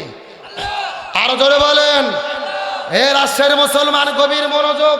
আমার মনটা কেন যেন ডেকে ডেকে বলে, এই যে বড় বড় নেতৃবৃন্দ বাংলাদেশে জীবন দিয়েছে, আর তাদের স্যাক্রিফাইসের জন্য এই বাংলাদেশে নতুন করে একটা স্বাধীনতা আমরা পেয়েছি। নতুন একটা স্বাধীনতা পেয়ে আমরা খুশি না বেজার? আল্লাহ তোমার দরবারেতে হাজার শুকরিয়া, আল্লাহ তোমার দরবারেতে হাজার শুকরিয়া। হাসিনা পালাইছে দেশটা ছাড়িয়া, সকলের মুখে হাসি আসলো ফিরিয়া। এ যারা ঠিক বলবে না মনে করবেন স্বৈরাচারের লোক। জোরে বলেন ঠিক। স্বৈরাচার পালাইছে দেশটা ছাড়িয়া, সকলের মুখে হাসি আসলো ফিরিয়া। কোথায় আওয়ামী লীগ, কোথায় কাদের কাকা, কোথায় গেল ওই জালেমের গরম গরম কথা? কোথায় ছাত্রলীগ, কোথায় কাউয়া কাকা, কোথায় গেল ওই জালেমের গরম গরম কথা? খেলা হবে, খেলা হবে, খেলা হবে। এ জোরে বলেন, কি বলেছিল? কে বলেছিল? এ জোরকন কি কাদের? কাউয়া কাদের? আবার বাইরে হাসার জন্য বলি নাই, এই বাংলাদেশে মানুষের অন্তরে সবচাইতে বেশি কষ্ট দিয়েছে এই ওবায়দুল কাদের। সুতরাং আমরা বলতে চাই, সবাই যদি ক্ষমা পায় আর কোনো ক্ষমা। এ সব সময় বলতো খেলা হবে, কিন্তু আসল খেলা যখন শুরু হলো এদেরকে খুঁজে পাওয়া গেল। আজ থেকে 4 বছর আগে আমার দিকে তাকান, এইরকম একটা মুরব্বী চাচা সকাল 8টার দিকে নিয়ত করছে ফজর নামাজ পড়ার পরে, যেহেতু 8টার থেকে ভোট, আমি আর রোজু নষ্ট করব না, এই ফজরের রোজু আটকে থুয়ে 8টার দিকে যে ভোট দেব, এই চিন্তা করে চাচা 8টার দিকে ভোট দিতে গেছে। চাচা 8টার দিকে ভোট দিতে যাওয়ার পরে লক্ষ্য করে দেখে চাচা যাওয়ার আগে আর এক আল্লাহর ওলি এসে তাহাজ্জুদের নামাজ পড়ে দিয়ে গেছে। কথা কি বোঝা যায়? চাচা গেছে ফজরের রোজুতে ভোট দিতে, আর ওরা কাম সারছে তাহাজ্জুদের রোজু দিয়ে। তখন চাচা মন খারাপ করে চলে যাচ্ছে, ছেলেপেলে আবার ডাকতে বলতে, এই চাচা শোনেন, বাড়ির যে চাচিকে নিষেধ করবেন, চাচিও যেন না আসে, তার কারণ চাচির ভোটও দেওয়া হয়ে গেছে। জোরেকন সুবহানাল্লাহ। কি হে জোরেকন নাউজুবিল্লাহ। তখন চাচা মুচকি মুচকি হাসতেছে, ছেলেপেলে বলতেছে, কে চাচা হাসেন কেন? চাচা বলতেছে, কে বাবা, তোমার চাচি মরে গেছে 6 বছর আগে। জোরে বলেন, কয় বছর আগে? বলছে 6 বছর আগে তোমার চাচি মারা গেছে। আজকে কখন ভোট দিতে এসেছিল, আমাকে ডাক দিল তো আমি একটু দেখা করতাম। এ বাঙালি, কথা কি বোঝা যায়? আমার ভাইরা, হাসার জন্য বলি নাই, গভীর মনোযোগ। এই বাংলাদেশে গত 16 বছরে সঠিক নির্বাচন যদি হইতো, সঠিক ভোট যদি হইতো, জামাত বিএনপির প্রার্থীরা যদি মাঠে থাকতে পারতো, ওরা এমপি মন্ত্রী হওয়া তো দূরের কথা, একটা মেম্বার পর্যন্ত তারা হতে পারত না। আর বিনা ভোটে এমপি মন্ত্রী হয়ে কাজ পায় না, কোরআনের মাহফিল বন্ধ করে। আলোচনা কি চলবে? চলবে। কারা কারা চলবে হাত উঠান তো দেখে। লিল্লাহে তাকবীর। আজকের মাহফিল চলছে চলবে, রাজশাহীর মাহফিল, কাদিপুরের মাহফিল কতক্ষণ চলবে? সারা রাত। কে রে, এটা কি হুজুর মারা ওয়াজ নাকি? আর সারা রাত নয়, আলোচনা যেহেতু শুরু করেছি আর মিনিট 20 টাইম কি দেওয়া যাবে? কিন্তু কোনো ওটাওটি করা যাবে? এই যারা দাঁড়িয়ে আছেন বসন্ত দেখি, এই ছেলেবেলে দেখি সামনে এসে বসো। আলোচনা চলছে, তাহলে আপনাদেরকে আটকিয়ে রেখেছি কি গোসল কেড়ে কুত্তো ছেড়েন না কুত্তে। এই কুত্তগুলো কিন্তু সবসময় ভালোবাসে না। দেখবেন কার্তিক মাস যখন আসে ওতে ঘাটে পাড়া জঙ্গলে রাস্তায় খালি জোড়া জোড়া প্রেম করে, জোড়া জোড়া। আজ থেকে 4 বছর আগে কুমিল্লা থেকে তাবলিগের কিছু লোক আমাদের এলাকাতে এসেছে, লক্ষ্য করে দেখতেছে রাস্তার উপরে 2টা কুকুর ভাই এমন কায়দায় প্রেম করা শুরু করছে। হুজুরা শুধু দেখে বলতেছে সে সে, কিন্তু ওই কুকুরগুলো কথা শোনে না, দাসের মতো চাই আছে। আমি আস্তে করে কুকুরের কাজে বললাম, কে রে কুকুর, তোদের কি লজ্জা শরম নাই? প্রেম ভালোবাসা করবে, আর জঙ্গল আছে উদ্ঘাত আছে সেখানে কর, সদর রাস্তায়। এমন সময় কুকুরগুলো আমার চোখের দিকে চোখ দিয়ে বলতে চাচ্ছে, হুজুর শুধু আমাদেরটাই দেখতেছেন, শুধু আমাদেরটাই ভুল ধরতেছেন। এই কুকুরগুলো বলতেছে 14 ফেব্রুয়ারিতে স্কুল কলেজ ভার্সিটিতে যারা জোড়া জোড়া লাগে প্রেম করে, এই কুকুরগুলো বলতেছে আমরাও যা ওরাও তাই, আমরাও যা। এই জন্য বলছি 14 ফেব্রুয়ারি কোনো ভালোবাসা দিবস নয়, এটা হলো কাতি মাসে কুত্ত দিবস। আমি যখন বলবো 14 ফেব্রুয়ারি, আপনারা বলবেন কাতি মাসে কুত্ত দিবস, বলতে পারবেন না। যারা বলবে না মনে করবেন ওই গ্রুপের লোক। এ 14 ফেব্রুয়ারি কুত্ত দিবসের 2 গালে যুবকদের সাইজ করার দরকার আছে না নাই? তাহলে জোরে বলেন রসুল কোথায় চুম্বন করেছে? আমার প্রিয় বন্ধুগণ, মুসলমান ভাইরা গভীর মনোযোগ। আমার নবীজি খাদিজার কপালের মধ্যে চুম্বন করলেন, ওই খাদিজার সঙ্গে সঙ্গে ঘুম ছেড়ে গেল। খাদিজা বলে, ইয়া রাসূলুল্লাহ, এই গভীর রজনীতে আমার কপালের মধ্যে আপনি কেন চুম্বন করলেন? কারণ জানতে চাই। রাসূল বলে, খাদিজা রে, তোমার কপালের মধ্যে চুম্বন করার কারণ হলো এই মাত্র আল্লাহর পক্ষ থেকে জিবরাইল আসার পরে আমাকে বলে দিয়ে গেল, ইয়া রাসূলুল্লাহ, আপনার স্ত্রী খাদিজা সর্বপ্রথম কালেমা পড়ে মুসলমান হয়েছে। মুসলমান হওয়ার পরে যত সম্পদ ছিল ইসলামের জন্য বিলিয়ে দিয়েছে। আল্লাহ তাআলা এত বেশি রাজি খুশি হয়ে গেছে, ওই আল্লাহর পক্ষ থেকে তুমি খাদিজা, তোমার জন্য 2টা সুসংবাদ আছে। চিৎকার করে বলেন তো, খাদিজার জন্য সুসংবাদ আছে কয়টা? সাউন্ড নাই। এই যে আমি বসে আছি মাঝখান দিয়ে সোজা, ডান দিকে এক ভাগ, বাম দিকে আর এক ভাগ। আপনারা মুখ বন্ধ করেন, আপনারা বলেন তো দেখি, বিবি খাদিজার জন্য সুসংবাদ আছে কয়টা? আরো জোরে। আপনারা মুখ বন্ধ করেন, আপনারা বলেন তো দেখি, বিবি খাদিজার জন্য সুসংবাদ আছে কয়টা? ওরে বাবা, কে রে, ভাগ করে দিয়ে না সাউন্ড বাড়তিছে? তার মানে আপনারা আলসেমি করতেছেন না? আমার প্রিয় বন্ধুগণ, মুসলমান ভাইরা গভীর মনোযোগ। জানি না আর জীবনে আপনাদের মধ্যে আসতে পারবো কি পারবো না, কিছু গুরুত্বপূর্ণ কথা আপনাদের মধ্যে বলে বিদায় নিয়ে চলে যাব। ডানে যারা আছেন কথা বলবেন, বামে যারা আছেন কথা বলবেন, মঞ্চে যারা আছেন তারাও কথা বলবেন। সবাই মিলে চিৎকার করে বলেন তো দেখি, বিবি খাদিজার জন্য সুসংবাদ আছে কয়টা? আরো জোরে। জোর হলো না। খাদিজা মুচকি হাসি দেওয়ার পরে বলে, ইয়া রাসূলুল্লাহ, আমার জন্য কি কি 2টা সুসংবাদ আছে বলেন তো দেখি।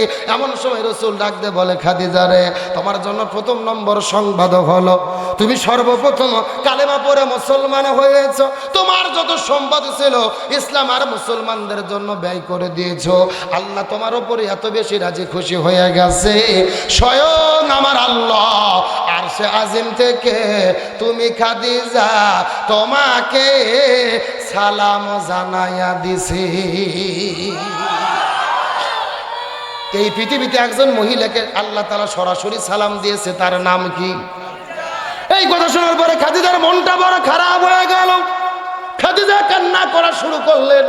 রাসূল বলে, খাদিজা রে, আল্লাহ তাআলা তোমাকে সালাম দিল, অথচ তুমি কেন কান্না করো? কারণ জানতে চায়। খাদিজা ডাক দিয়ে বলে, ইয়া রাসূলুল্লাহ, আমার কান্না করার কারণ হলো আল্লাহ তাআলা আমাকে সরাসরি সালাম দিয়েছে, এই সালামের জবাবটা কেমনে দেওয়া লাগবে জানা নাই।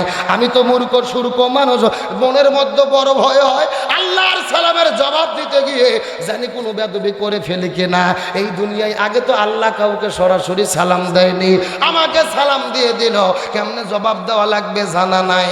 ইয়া রাসূলুল্লাহ, আমার পক্ষ থেকে আপনি সালামের জবাবটা দিয়ে দেন। আমি সালামের জবাব দিতে পারবো না। ইয়া রাসূলুল্লাহ, আমার পক্ষ থেকে আপনি সালামের জবাব দিয়ে দেন। সুবহানাল্লাহ বলেন। তাহলে খাদিজাকে জান্নাতি বলছে কে? বাংলাদেশেও 2-4 জন জান্নাতি লোক আছে না নাই?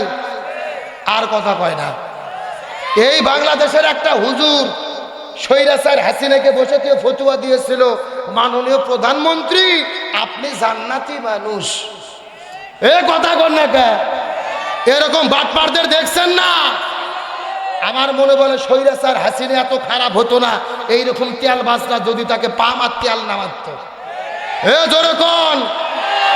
আজকে সেই জান্নাতির আবিয়া বস্ত্রী আমাদেরকে রেখে সব নেতা কর্মী রেখে চলে গেল দিল্লিতে। আরো জোরে বলেন। বুবু গো তুমি কি করিলা, পেছনের ওই দরজা দিয়া কেমনে পালাইলা? বুবু গো, এ জোরে কোন ঠিক? বুবু গো তুমি কি করিলা, পেছনের ওই দরজা দিয়া কেমনে পালাইলা? বুবু গো, পিলখানায় ওই মরল সেনা তোমার আগমনে, হুকুমদাতা তুমি ছিলে সকলে তা জানে। আরো জোরে বলেন। পিলখানায় ওই মরল সেনা তোমার আগমনে, হুকুমদাতা ছিলে তুমি সকলে তা জানে। বুবু গো তোমার অভিনয়টা বেশ, উন্নয়ন দেখাইয়া জাতির সবই করলে শেষ। বুবু গো, বুবু গো তুমি কি করিলা, পেছনের ওই দরজা দিয়া কেমনে পালাইলা? বুবু গো, সাগর রনি মরলো জানি তোমার ইশারাতে, আজও তো হলো না বিচার কারবা চলো নাতে। সাগর রনি মরলো জানি তোমার ইশারাতে, আজও তো হলো না বিচার কারবা চলো নাতে। বুবু গো তুমি পাকা কিলারি, ইবলিস হার মানাই খাই ডাল খিচুড়ি। বুবু গো মতিঝিলে শত আলেম করলে তুমি খুন, পুলিশ দিয়ে ভয় দেখাতে এটাই তোমার গুণ। মতিঝিলে শত আলেম করলে তুমি খুন, পুলিশ দিয়ে ভয় দেখাতে এটাই তোমার গুণ। বুবু গো তোমার লিগ বাহিনী কই, বাঘের গর্জন ছেড়ে ছাগল নেই কোনো হইচই। বুবু গো ফেরাউনে হার মানে বুবুকে দেখিয়া, আয়না ঘরে মানুষ ধরে রাখতো তুপ করিয়া। এ জোরগণ ঠিক কিনা? ফেরাউনে হার মানে বুবুকে দেখিয়া, আয়না ঘরে মানুষ ধরে রাখতো তুপ করিয়া। বুবু গো তুমি সর্বনাশের মূল, একদলীয় শাসন কায়েম বিরোধী নির্মূল। বুবু গো জোরগণ কথা ঠিক কিনা? কোটি টাকা পাচার করে করলে বেগম পাড়া। কথা কন? কোটি টাকা পাচার কইরা করলা বেগম পাড়া, তাসের ঘর সব ভেঙে গেল ওই লাজে দেশ সারা। বুবু গো তোমায় পেচ্ছ অভিশাপ, ছাড় দেন আল্লাহ ছেড়ে দেন না করলে মহাপাপ। বুবু গো কথা কন ঠিক কিনা? আল্লাহ ছাড় দেয় কিন্তু ছেড়ে, আল্লাহ মহাপাপ করলে ছেড়ে। নমরুদ বিদায়ের একদিন আগেও জানতো না, মশার কামড় খেয়ে বিদায় নিয়ে চলে যেতে হবে। ফিরাউন বিদায় নেওয়ার একদিন আগেও জানতো না পানিতে পড়ে মরতে হবে। আর আবু জেহেল বিদায়ের একদিন আগেও জানতো না ছোট মাছ এবং মাছ বাচ্চাদের আঘাত খেয়ে বিদায় নিতে হবে। আর বাংলাদেশের স্বৈরাচার হাসিনাও জানতো না ছোট বাচ্চাদের ধাওয়া খাইয়ে ক্ষমতার চেয়ার ছাড়তে হবে। আল্লাহর কোরআন বলেছে তুই জুমান্তাসা কত জিল্লু, আমি আল্লাহ যাকে খুশি সম্মানিত করি, যাকে খুশি। এ রাষ্ট্রের মুসলমান গভীর মনোযোগ ভালো করে বুঝবেন, ওই স্বৈরাচার পালিয়ে গেছে, ষড়যন্ত্র বন্ধ হয়নি। বর্তমানে ডক্টর ইউনূসের নেতৃত্বে যে সরকার চলতেছে, এই সরকারের ভেতরে নতুন করে যাদেরকে উপদেষ্টা বানানো হচ্ছে এরা অধিকাংশই ওই স্বৈরাচার আওয়ামী লীগের দালাল। তার মধ্যে অন্যতম হলো একজন অভিনেতা মুস্তফা সারোয়ার ফারুকী, যিনি শাহবাগের গণজাগরণ মঞ্চের একজন কর্মী। আমার শাহ শফি হুজুরকে বলেছিল তেতুল হুজুর, হেফাজতের লোকজন যখন চলে গেল হুজুরদেরকে মারা হলো, ফেসবুকে পোস্ট করেছিল, জঞ্জাল সাফ হয়ে গেল। ওই স্বৈরাচার হাসিনা আওয়ামী লীগের এমপি মন্ত্রীর সঙ্গে একাধিক ছবি তুলে যে ফেসবুকে ছেড়েছে, যে যার বউ অভিনেত্রী তিশা বউকে দিয়ে ব্যবসা করে।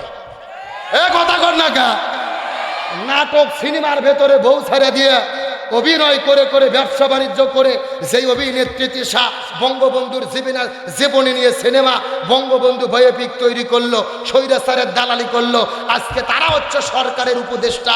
এটা আমার মনে বলে এটাই স্বাধীনতার সঙ্গে গাদ্দারি করা, এটা শহীদদের সঙ্গে গাদ্দারি করা। কোন স্বৈরাচারের দালালকে এই সরকারে আমরা দেখতে চাই।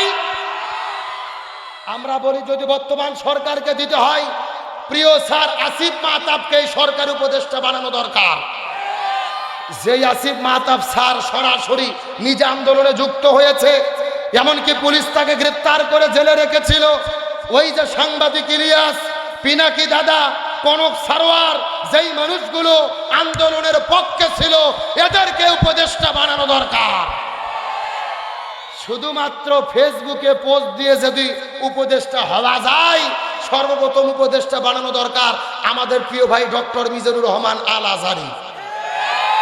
তার কারণ আজহারি ভাই মালয়েশিয়া থেকে সর্বপ্রথম ফেসবুকে পোস্ট করেছিল শুধু কোটা সংস্কার নয়, বাংলাদেশের রাষ্ট্রকে সংস্কার করতে হবে।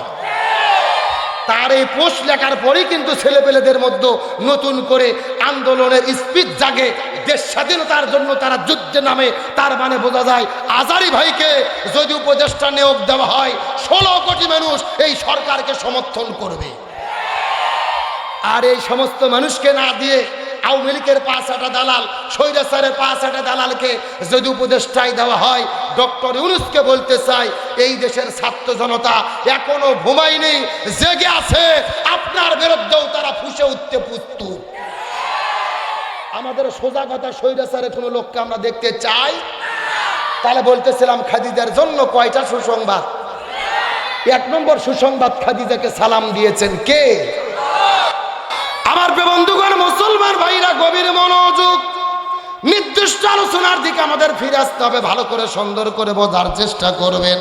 আমার নবী যে ওই খাদিজার পক্ষ থেকে সালামের জবাব দিয়ে দিল, খাদিজা রাসূলকে ডাক দিয়ে বলে, ইয়া রাসূলুল্লাহ, আমার জন্য 2 নম্বর কি সুসংবাদ বলেন তো দেখি। খাদিজা বলে, রাসূল বলে, খাদিজা রে, তোমার জন্য 2 নম্বর সুসংবাদ হলো আল্লাহ তাআলা তোমাকে সালাম জানাইয়া দিয়েছে। শুধু সালাম জানাই নাই, আল্লাহ বলে দিয়েছে তুমি খাদিজা হবে জান্নাতের মেহমান। এই কথা বলার পরে খাদিজা মুস্কি মুস্কি হাসা শুরু করলেন। রাসূল বলে, খাদিজা রে, তুমি কেন মুস্কি মুস্কি হাসতেছো? খাদিজা বলে, ইয়া রাসূলুল্লাহ, আমার হাসার কারণ হলো আল্লাহ তাআলা আমাকে জান্নাতি বলে ঘোষণা করেছে। এই দুনিয়ার ভেতরে জান্নাতের সার্টিফিকেট পাওয়ার চাইতে আর তো কোনো পুরস্কার হতে পারে না। রাসূল বলে, খাদিজা, এইবার তুমি বলো তো, ওই জান্নাতের মধ্যে যাওয়া কথাটা সত্য, কিন্তু ওই জান্নাতের ভেতরে জান্নাতি নারীদের কে সর্দারনে হবে? ওই জান্নাতের মধ্যে কে সর্দারনে হবে? খাদিজা বলে, ইয়া রাসূলুল্লাহ, আল্লাহ যে তোমাকে জান্নাতের সার্টিফিকেট দিয়েছে, আমি জান্নাতি নারী নারীদের সর্দারনি হব। রাসূল বলে না, ওরে খাদিজা না, তুমি ভুল ভেবেছো, তুমি জান্নাতি নারীদের সর্দারনি হবে না। জান্নাতি নারীদের সর্দারনি হবে তোমার পেটের মধ্য থেকে যে জন্মগ্রহণ করেছে, যার নাম হলো খাতুনে জান্নাত ফাতেমা। জান্নাতি নারীদের সর্দারনি হবে, তার নাম কি? আরো জোরে। এই কথা শোনার পরে কিন্তু মনটা খারাপ হয়ে গেল খাদিজার। রাসূল বলে, খাদিজা তুমি কেন মনটা খারাপ করলে? খাদিজা বলে, ইয়া রাসূলুল্লাহ, মন খারাপ করার কারণ হলো আমি হলাম মা আর ফাতেমা হলো মেয়ে। খাদিজা হলো মা আর ফাতেমা কে? আমি মা হয়ে শুধু জান্নাতে যাব, আর আমার মেয়ে ফাতেমা ওই জান্নাতের ভেতরে জান্নাতি নারীদের সর্দারনি হবে। এর কারণ কি? মা হয়ে আমি শুধু জান্নাতি হব, আর আমার মেয়ে হবে জান্নাতি নারীদের সর্দারনি। তার কারণ হলো মহিলাদের মধ্যে হিংসা আছে না নাই?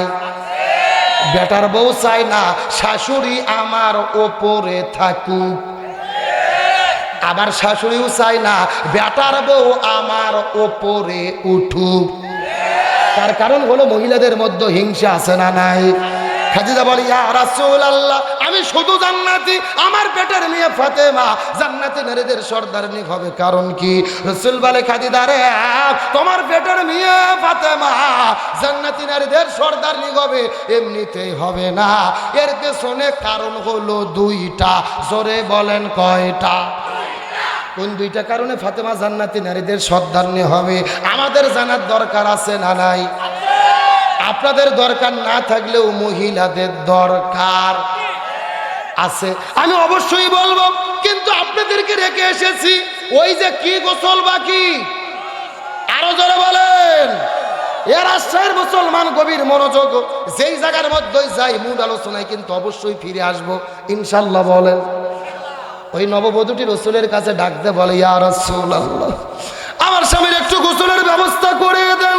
নবীজি সাহাবীদেরকে বললেন, হানজালার লাশটা খুঁজে বের করো, তাকে জানাজার আগে তাকে সুন্দর করে গোসল করে দিতে হবে। সাহাবীরা খোঁজাখুঁজি শুরু করলেন, কিন্তু হানজালার লাশটা খুঁজে পাওয়া যায় না। নবী বড় টেনশনের মধ্যে পড়ে গেল। ফরজ গোসল বাদ দিয়ে হানজালা এসেছিল যুদ্ধের ময়দানে, ও অপবিত্র অবস্থায় শরীর নিয়ে, জানি না আল্লাহ নারাজ হয়ে গেল কিনা। আকাশের দিকে তাকালো, ঝিরঝির ঝিরঝির ঝিরঝির করে বৃষ্টি পড়ে। নবী আরো টেনশনে পড়ে গেলেন, মেঘ নাই কেনই বা বৃষ্টি পড়ে। নবী কান্না করা শুরু করলেন। এমন সময় আল্লাহর পক্ষ থেকে জিবরাইল আসার পরে ডাকতে বলি, ইয়া রাসূলুল্লাহ, আপনি মন খারাপ করবেন না, কষ্ট পাবেন না। আপনার চাচা হানজালা ওই বাসর ঘরের মধ্য থেকে নতুন বউটাকে রাখার পরে জিহাদের ময়দানে এসেছে। ফরজ গোসল বাকি ছিল, 3 ওয়াক্ত ফরজ নামাজ বাকি ছিল। যুদ্ধ করতে করতে শহীদ হয়ে বিদায় নিয়ে চলে গেছে। আল্লাহ তার উপরে এত বেশি রাজি খুশি হয়ে গেছে, আল্লাহ জান্নাত থেকে ফেরেশতা পাঠায়া হাউজে কাউসার আর জমজম কূপের পানি দিয়ে আপনার চাচা হানজালার গোসলের ব্যবস্থা করে দিয়েছে। লিল্লাহি তাকবীর। এর আশ্রয়ের মুসলমান কি বুঝলেন? ফরজ গোসল বাকি, 3 ওয়াক্ত ফরজ নামাজ বাকি। আল্লাহ এত বেশি পছন্দ করেছে, আসমান থেকে ফেরেশতা পাঠায়া হাউজে কাউসারের পানিতে গোসলের ব্যবস্থা করেছে।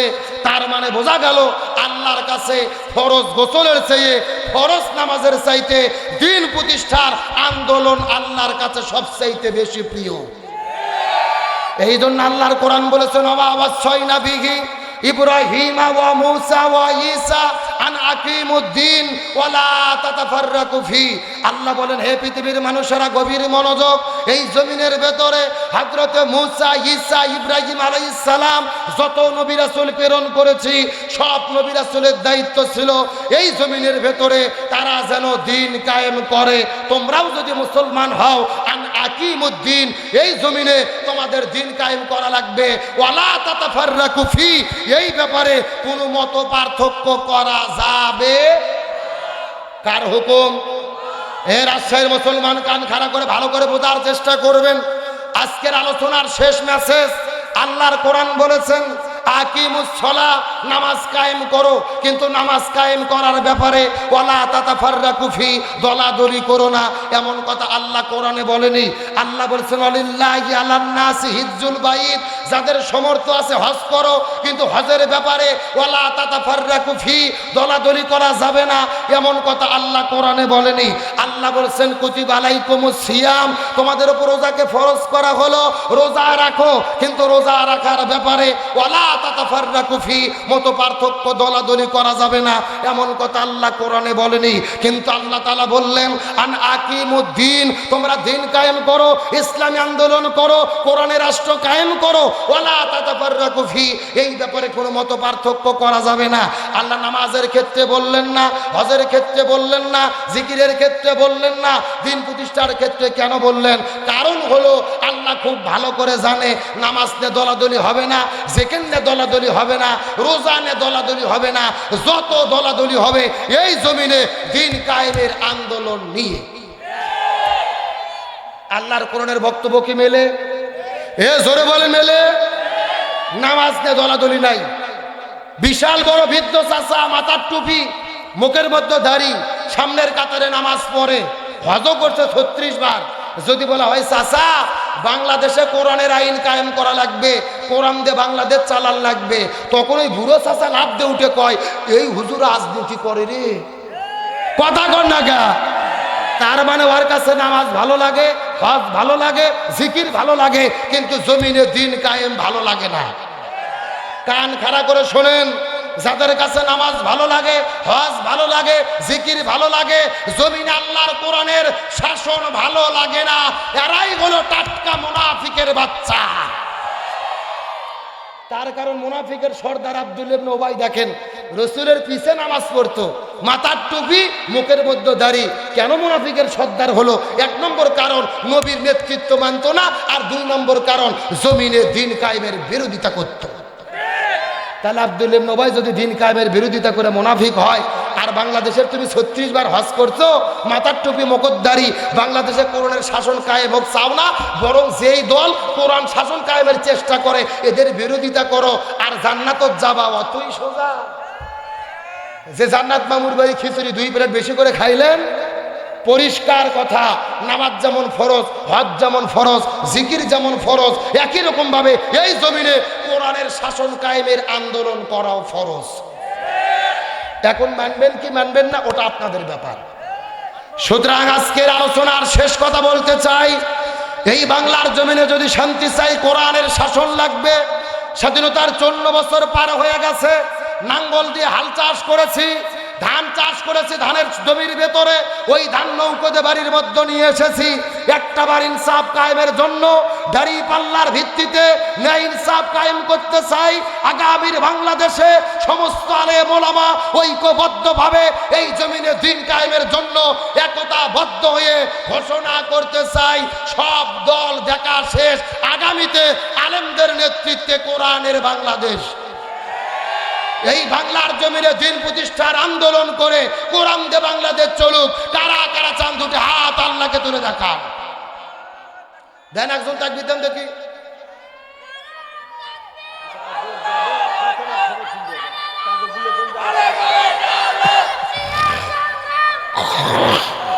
আলহামদুলিল্লাহ বলে। কে রে ছোট বাচ্চা তাকবীর দিল, এরা কি করলো রে? এই দেখি শিবিরের নেতা একটা তাকবীর দেন তো দেখি, জোর একটা স্লোগান। তাকবীর, নারায়ে তাকবীর, আল কোরআনের আলো, সংসদে জালো, নারায়ে তাকবীর। আলহামদুলিল্লাহ বলেন। আলোচনা কি চলবে? আলোচনা চলছে, চলছে। তাহলে ফাতেমা কয় কারণে জান্নাতি নারীদের সর্দার নেই? জানার দরকার আছে না নাই? আলোচনা কি চলবে? কারা কারা চলবে না হাত তোলেন। মাশাআল্লাহ সবাই চলবে। কারা কারা চলবে সবাই হাত তোলেন তো দেখি। লিল্লাহি তাকবীর। হাত নামান, আগের মতো সাউন্ড নাই। আপনাদের এখানে কি ফুটবল খেলা হয়? এ বিয়ে অবিয়ে খেলা হয় না? এক পাশে যারা বিয়ে করতে তারা, আর এক পাশে যারা বিয়ে করেনি তারা, এরকম খেলা হয় না?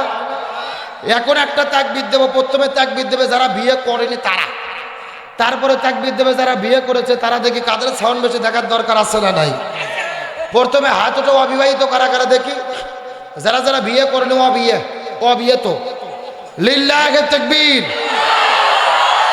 হাত নামাও। এখন যারা যারা বিয়ে করছেন বাবা, যারা মুরব্বীরা হাত উঠান, হাত উঠান। যারা যারা বিয়ে করেছেন লিল্লাহে তাকবীর। কে আবার চাচা সাউন্ড কোনটা বেশি? আপনারা বিয়ে করছেন এই জন্য বলতেছেন নাকি? আসলে বিয়ালাদের সাউন্ড বেশি হওয়ার কারণ হলো বিয়ালাদের সংখ্যা বেশি। এখন বিয়ে অবিয়ে সবাই মিলে সাইটে যদি একটা তাকবীর দেই, সাউন্ড কম হবে না বেশি হবে? সবাই মিলে এমন একটা তাকবীর দেব, আশেপাশে কোনো সার পোকা, তেলা পোকা, উই পোকা, ইসলাম বিদ্বেষী শক্তি যদি থাকে ওদের অন্তরে যেন কাঁপনি সৃষ্টি হয়। রাজি আছেন? দেখি সবাই টান টান হাত তুলুন, দেখি সবাই হাতগুলো একটু নাড়াচাড়া করে, যদি ঘুম ছাড়ুক। আলহামদুলিল্লাহ। এখন হাতগুলো মুষ্টি করে, মুষ্টি। হ্যাঁ, লিল্লাহে তাকবীর। আল কোরআনের আলো, আল হাদিসের আলো, দুনিয়ার মুসলিম ইসলামের শত্রুরা আল কোরআনের আলো, সংসদে জালো, সারা বাংলায় জালো, দুনিয়ার মুসলিম লিল্লাহে তাকবীর। আলহামদুলিল্লাহ ভাই, আমার কলিজা ঠান্ডা হয়ে গেছে। রাত বাজতেছে 5 মিনিট কম 12টা, আর আপনাদের চোখের দিকে চাই মনে হচ্ছে সন্ধ্যে 7টা বাজে। এ কথা কর না কে? রাত 11:15 কোন দিক দিয়ে পার হয়ে গেছে, 2 ঘন্টা ওয়াজ হয়ে গেছে, আমরা বুঝতেই পারিনি। আলোচনা কি নতুন করে আবার শুরু করব? আলোচনা চলছে চলছে। তাহলে বলেন পিতা মাতার খেদমত করার দরকার আছে না নাই? আরো জোরে বলেন। কিন্তু গত 3 দিন আগে বাংলাদেশের আমাদের বগুড়া জেলার একটা ঘটনা শোনার পরে তাম পৃথিবীর মানুষেরা আশ্চর্যিত হয়েছে। একটা নিউজ আপনারা দেখেছেন, সাদ বিন আজিজুর রহমান, একটা ছেলে 19 বছর বয়স, সে তার মাকে হত্যা করে ফ্রিজের মধ্যে রেখেছে। এমন একটা নিউজকে আপনারা দেখেছেন? শোনেন, শিক্ষার জন্য বলতেছি, এই ঘটনা সম্পূর্ণ মিথ্যা। বগুড়া জেলায় আমার বাড়ি, আমার এলাকার ঘটনা। ওই ছেলে তার মাকে হত্যা করেনি, হত্যা করেছে তাদের বাসার কয়েকজন ভাড়াটিয়া। এখন প্রশ্ন করবেন, হুজুর তাহলে এটা কিভাবে ছেড়ে গেল, এটা কিভাবে ছড়লো? ওই র্যাবেরা এই সন্তানকে জোর করে গ্রেপ্তার করে নিয়ে গিয়ে ঘরের মধ্যে মারিয়ে পিটে অত্যাচার নির্যাতন করে কাগজের মধ্যে লিখে জোর করে জবানবন্দি নিয়েছে। আমি মনে করি একটা ছেলের মা মারা গেছে, আবার সেই ছেলেকে জোর করে গ্রেপ্তার করে পিটাইয়া তাকে মিথ্যা সাক্ষী নিয়ে মায়ের হত্যাকারী যারা বানাইছে, এর চাইতে বড় কষ্টের বিষয় আর একটাও হতে পারে না। আজকে র্যাবকে জিজ্ঞেস করতে চাই, আপনারা কিসের দায়িত্ব পালন করেন? এই ঘটনার দ্বারা প্রমাণ হয়েছে গত 16 বছরে জামাত বিএনপির নেতা কর্মীকে ধরে সামনে ককটেল রেখে আর চাকু রেখে যে জঙ্গি জঙ্গি খেলা করত, ওগুলো নাটক, বিন্দু মাত্র সন্দেহ নাই। একটাবার কি চিন্তা করে দেখেছেন, আপনার মাও যদি আজকে মারা যেত, অন্য কেউ মেরে ফেলতো, তার তো একটা কষ্ট আপনার ভেতরে আসি। আবার আপনাকেই যদি আসামি বানানো হতো, এর চাইতে কষ্টের বিষয় কিছু হতে পারে না। আমি এই সাত নামে ছেলেটার ভিডিও দেখার পরে প্রথম দিনই বুঝতে পেরেছি, এর ভিডিও দেখে তো বোঝা যায় নিরীহ একটা সহজ সরল ছেলে কিভাবে মাকে হত্যা করলো। এটা কালার করার চেষ্টা করা হয়েছে। ভালো করে বুঝবেন, যেই মা 9 মাস 10 মাস পেটের মধ্যে সন্তানকে রেখে কষ্ট করে প্রসব করেছে, 3 বছর বুকের দুগ্ধ পান করেছে, কোন সন্তান ওই মাকে হত্যা করতে পারে না। আজকে র্যাবেরা জোর করে জবানবন্দি নিল আর মিডিয়াটা প্রচার করে পুরো পৃথিবীতে ভাইরাল করলো। আমি মনে করি দোষ হলো 2 জনের, 1 নম্বর র্যাব প্রশাসন আর 2 নম্বর হলো মিডিয়া।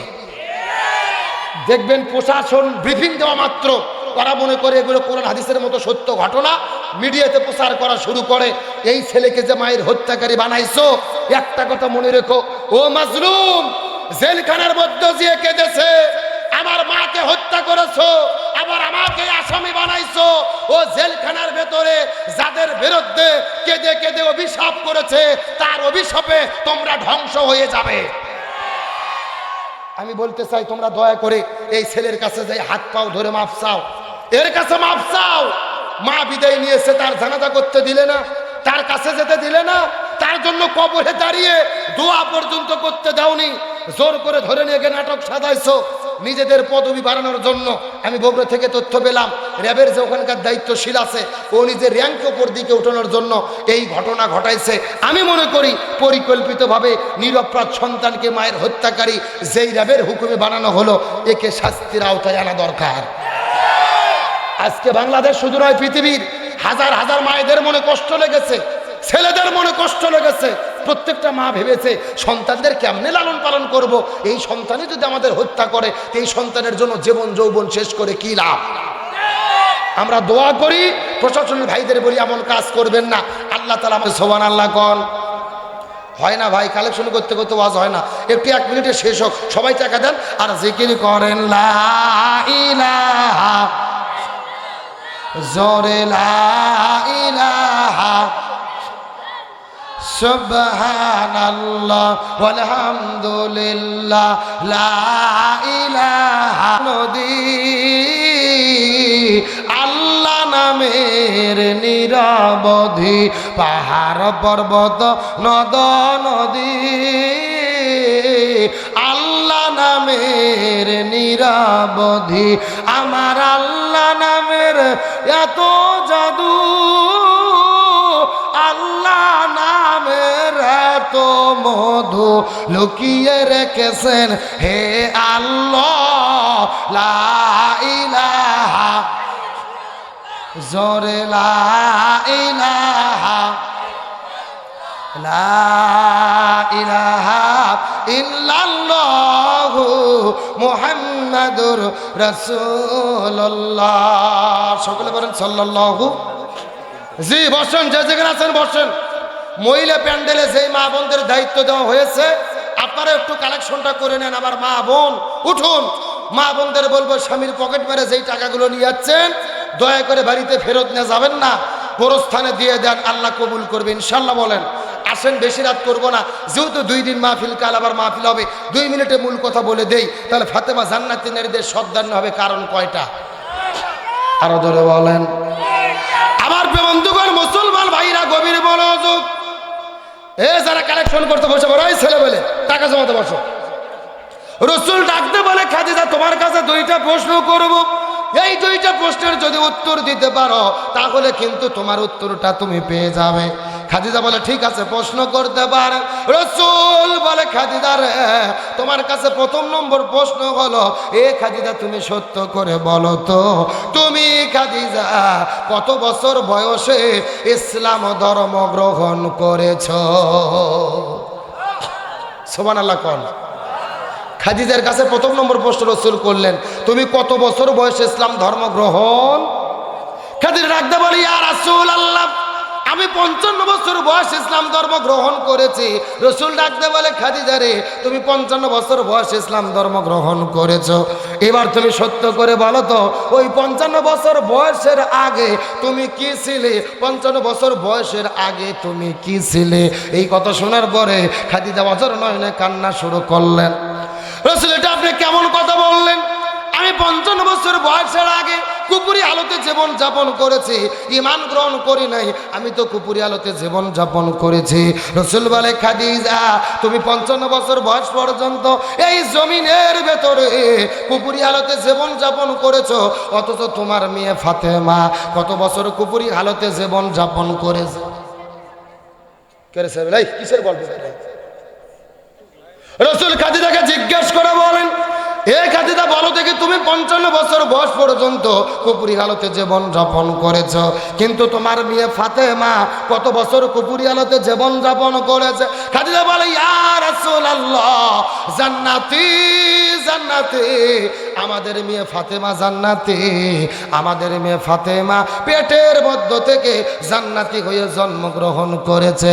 রাসূল বলে খাদিজারে জান্নাতি জান্নাতি, আমাদের মেয়ে ফাতেমা জান্নাতি, আর আমাদের মেয়ে ফাতেমা পেটের মধ্য থেকে জান্নাতি হয়ে জন্মগ্রহণ করার কারণে আল্লাহ তার নামটা জান্নাতি নারীদের সর্দারনির খাতায় লিখে দিয়েছে। এটা হলো 1 নম্বর কারণ। কয় নম্বর কারণ? আর কয়টা কারণ বাকি আছে? এই ছেলে, মাদ্রাসার ছেলেমেয়ে দেখেন, ও যাই আবার কাল্লা ঝুঁকেদের ডাকতেছে। ও তো গেছে গেছে আবার এদের ডাকতেছে। এই ছেলেমেয়ে, 2 চাচা ভাই বড় হয় বসন্ত থেকে। আমার বন্ধুগণ মুসলমান ভাইরা গভীর মনোযোগ। রাসূল জিজ্ঞেস করে বলে খাদিজা তোমার কাছে 2 নম্বর প্রশ্ন হলো, বলো তো এ খাদিজা সত্য করে বলো তো তোমার হাতের চেহারা কেমন, পায়ের সাইজটা কেমন, হাতের সাইজ কেমন, তোমার বডির স্ট্রাকচারটা কেমন, তোমার মুখের চেহারা কেমন, এই জমিনের কত মানুষ বলতে পারবে বলো তো? খাদিজা কান্না করতে করতে বলে ইয়া রাসূলুল্লাহ এটা কেমন কথা বললেন, আমি তো মক্কার সবচাইতে ধনবতী রমণী। আমার বাবা যখন মৃত্যুবরণ করে বিদায় নিয়ে চলে গেছে, আমি ব্যবসা বাণিজ্য দেখাশোনা করেছি। মক্কা মদিনা সিরিয়া দামেস্কের ভেতরে ব্যবসা করার জন্য প্রতিদিন যাইতে হয়েছে। হাজার হাজার মানুষ আমার সঙ্গে দেখা করেছে। হাজার হাজার মানুষ বলতে পারবে আমার হাতটা কেমন, পাউটা কেমন, আমার শরীরের গঠনটা কেমন, আমার মুখের চেহারাটা কেমন। এমন সময় রাসূল বলে খাদিজা এবার তুমি সত্য করে বলো তো দেখি তোমার মেয়ে ফাতেমা, এই ফাতেমার হাতটা কেমন, চোখটা কেমন, শরীরের গঠনটা কেমন, এই দুনিয়ার কত মানুষে বলতে পারবে রে খাদিজা বলো তো? খাদিজা কান্না করতে করতে বলে ইয়া রাসূলুল্লাহ পর্দানিশি পর্দানিশি পর্দানিশি পর্দানিশি পর্দানিশি, আমাদের মেয়ে ফাতেমা পর্দানিশি। আর ফাতেমার সম্পর্কে দুনিয়ার কেউ কোনো মন্তব্য করতে পারবে না। রাসূল বলে খাদিজা রে পর্দানিশি পর্দানিশি, আমাদের মেয়ে ফাতেমা পর্দানিশি। আর ফাতেমা পর্দানিশি হওয়ার কারণে আল্লাহ ফাতেমার নামটাকে জান্নাতি নারীদের সর্দারনির খাতায় লিখে দিয়েছে। কারণ হলো পর্দা। জোরে বলেন কারণ কি? কেরে পর্দার মিছিল করতে ভয় লাগে? এই শব্দ একটু মহিলার প্যান্ডেল পর্যন্ত পৌঁছা লাগবে। কারণ হলো পর্দা। জোরে বলেন কারণ কি? আরো জোরে। এখন বলেন তো দেখি ওই পর্দার দরকার আছে না নাই? কিন্তু রাজশাহী জেলার মা বোনেরা কি পর্দা করে? রাজশাহী জেলার মা বোনদের ধরন বলিতে লাগে শরম সকালবেলা, আর সকালবেলা বরকা পরে, বিকালবেলা ওড়না নাই। দাদা ভাই ডিজিটাল দেশ বুঝিয়ে টাই। দেখবেন সকালে এমন ভাবে বরকা পড়তেছেন আর কোনো বুদ্ধি, আবার বিকেলে বরকা তো দূরের কথা শরীরে ওড়না পর্যন্ত থাকে না। আর ওড়না যদি আমার দিকে তাকান এরকম শুধু পেঁচাই পেঁচাই পেঁচাই একেবারে পেঁচে পেঁচে দড়ির মতো সেকন করে এই গলার মধ্য দিয়ে পেছন দিক দিয়ে ফেলে দেয়। ঠিক? আচ্ছা বলেন তো পেছনে ঢাকার কি কিছু আছে? এগুলো পর্দা না বাটপারি? আরে নারীগুলো ঘরের সবার স্বামীর সেবা করে, এখন উল্টো দেখি নারীরা সব স্বামী কি ধরে আমারে। ঠিক ঠিক। কারা কারা বইয়ের হাতে মার খাচ্ছেন হাত উঠান তো দেখি। এই যে একজন রে, তাও বিয়েই করেনি, বিয়ে করার আগে মার খাওয়া শুরু করছে। আমার ভাইরা আসার জন্য বলি নাই, শোনেন এই বাংলাদেশে যেরকম স্বামীকে মারা বউ আছে, একই রকম ভাবে বউকে মারা স্বামী আছে না নাই? এমনও স্বামী আছে লাঠি নিয়ে বউ মারা শুরু করছে, বলতেছে তুই আব্বা না বলা পর্যন্ত তোর মার বন্ধ হবে না। বউ মার সহ্য করতে না পারে বলছে আব্বা। পরের দিনে শয়তান হুজুরকে ফোন দিয়ে বলতেছে হুজুর বউ তো আব্বা বলছে, ফতুয়া কি? আমি বললাম ফতুয়া পরে, আগে তোর বাটাম ফাটাতে হবে। এ কথা কন না কা? তার কারণ বলেন তো বউ কি মারা যাবে? কে বলে মারা যাবে না? এ বউকে কখন কখন মারা যাবে আমি কি হাদিস থেকে বলবো? আমার দিকে তাকান। বউকে কখন কখন মারা যাবে? বউ যদি শরীয়ত বিরোধী কাজ করে, ইসলাম বিরোধী কাজ করে, জেনা ব্যভিচার করে, স্বামীর আনুগত্যের বাহিরে কাজ করে, তখন বউকে মারা যাবে। আর মারবেন কোথায় কোথায় দেখেন। তবে মাথা বাপ মুখ বাত, পেট বাত, পিঠ বাত, কোমর বাত, মাথা বাত, হাঁটুর থেকে শুরু করে নিচ পর্যন্ত। কথা কি বুঝেছেন? আর যেই ব্যাতকে ধরে পিটেবেন ওই ব্যাতের পরিমাপ হবে 1 বিঘের অর্ধেক, মানে হলো 1 মুষ্টি। এই ওয়াজ আমি গত বছর গাইবান্ধা জেলায় করেছি। ভাবজান একটা যুবক লেপে উঠে বলতেছে, হুজুর 1 মুষ্টি ধরবো কি আর মারবো কি? তখন আর একজন উঠে বলতেছে, হুজুর ধরার পরে যদি কোনো মতো মাথা বার হয়ে থাকে ওই মাথা দিয়ে ঘুঁতো দেব। ও তাও ভোগ মারবে। এখন বলেন তো ভোগ মানে কি বউ ঠিক হবে? না, রসুল বলেছেন মহিলাদের সৃষ্টি করা হয়েছে বাম পাজরের বাঁকা হাড় দিয়ে। জোরে বলেন কি হাড়? এখন বাঁকা হাড়ক যদি হাতুর দিয়ে মারে সোজা করতেছেন, সোজা হবে? ভেঙে মুচকে যাবে। এই জন্য বউদেরকে মারে নয়, বউদেরকে ভালোবাসা দিয়ে সোনা ময়না কলজে টিয়ে পাখি বলে আপন করা লাগবে। জোরে বলেন সুবহানাল্লাহ। এইবার মেয়ে মানুষ যা খুশি হয়েছে ভাই, সেই রকম হুজুরি তো দরকার। তাহলে চিৎকার করে বলেন, সব চাইতে দামি আমলের নাম কি? কথা কয় না। আমলের নাম কি? আরো জোরে, জোর হলো না।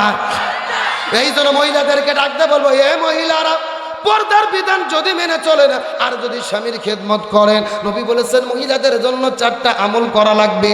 1 নম্বর নামাজ, 2 নম্বর রোজা, 3 নম্বর স্বামীর খেদমত, 4 নম্বর পর্দা। এই 4টা আমল যদি কোনো মহিলা মানুষ করতে পারে, আল্লাহ তাদের জন্য একটা জান্নাতের দরজা খুলে দেবে। যেই দরজা পছন্দ ওই দরজা দিয়ে তারা জান্নাতে চলে যাবে। আল্লাহ মহিলাদেরকে 4টা আমল করার তৌফিক দান করুক, বলেন আমিন। আজকে আলোচনার বিষয় ছিল শান্তির জন্য কি লাগবে? আল কোরআনের আইন চাই, সৎ লোকের শাসন চাই। কথা কর না কেন? আল্লাহর কোরআনও লাগবে, সৎ লোকের শাসনও। এই জন্য আল্লাহ আমাদের জমিনের মধ্যে যতদিন বেঁচে রেখেছে ইসলাম আন্দোলনের কর্মী হয়ে এই জমিনের মধ্যে কোরআনের শাসন প্রতিষ্ঠার জন্য, এই জমিনের মধ্যে কোরআনকে বিজয়ের জন্য কারা কারা কাজ করতে শপথ নেবেন? একটাবার হাত তোলেন। লিল্লাহি তাকবীর। আল্লাহ তাআলা আজীবন আমাদের কোরআনের কর্মী হিসেবে কবুল করুক, বলেন আমিন। আমার ভাইরা, আলোচনা আরো কিছুক্ষণ করতাম, কিন্তু যেহেতু 12টা 11 মিনিট বেজে গেছে, আগামীকালকে আবারও মাহফিল হবে, 2 দিন ব্যাপী মাহফিল। আজকে যদি বেশি রাত হয়ে যায়, আপনারা ঘুম বেশি জায়গা থাকলে কালকে আসতে পারবেন না। এই জন্য যতটুকু আলোচনা করেছি আল্লাহ বক্তা সুতবে কামল করার তৌফিক দিক, বলেন আমিন।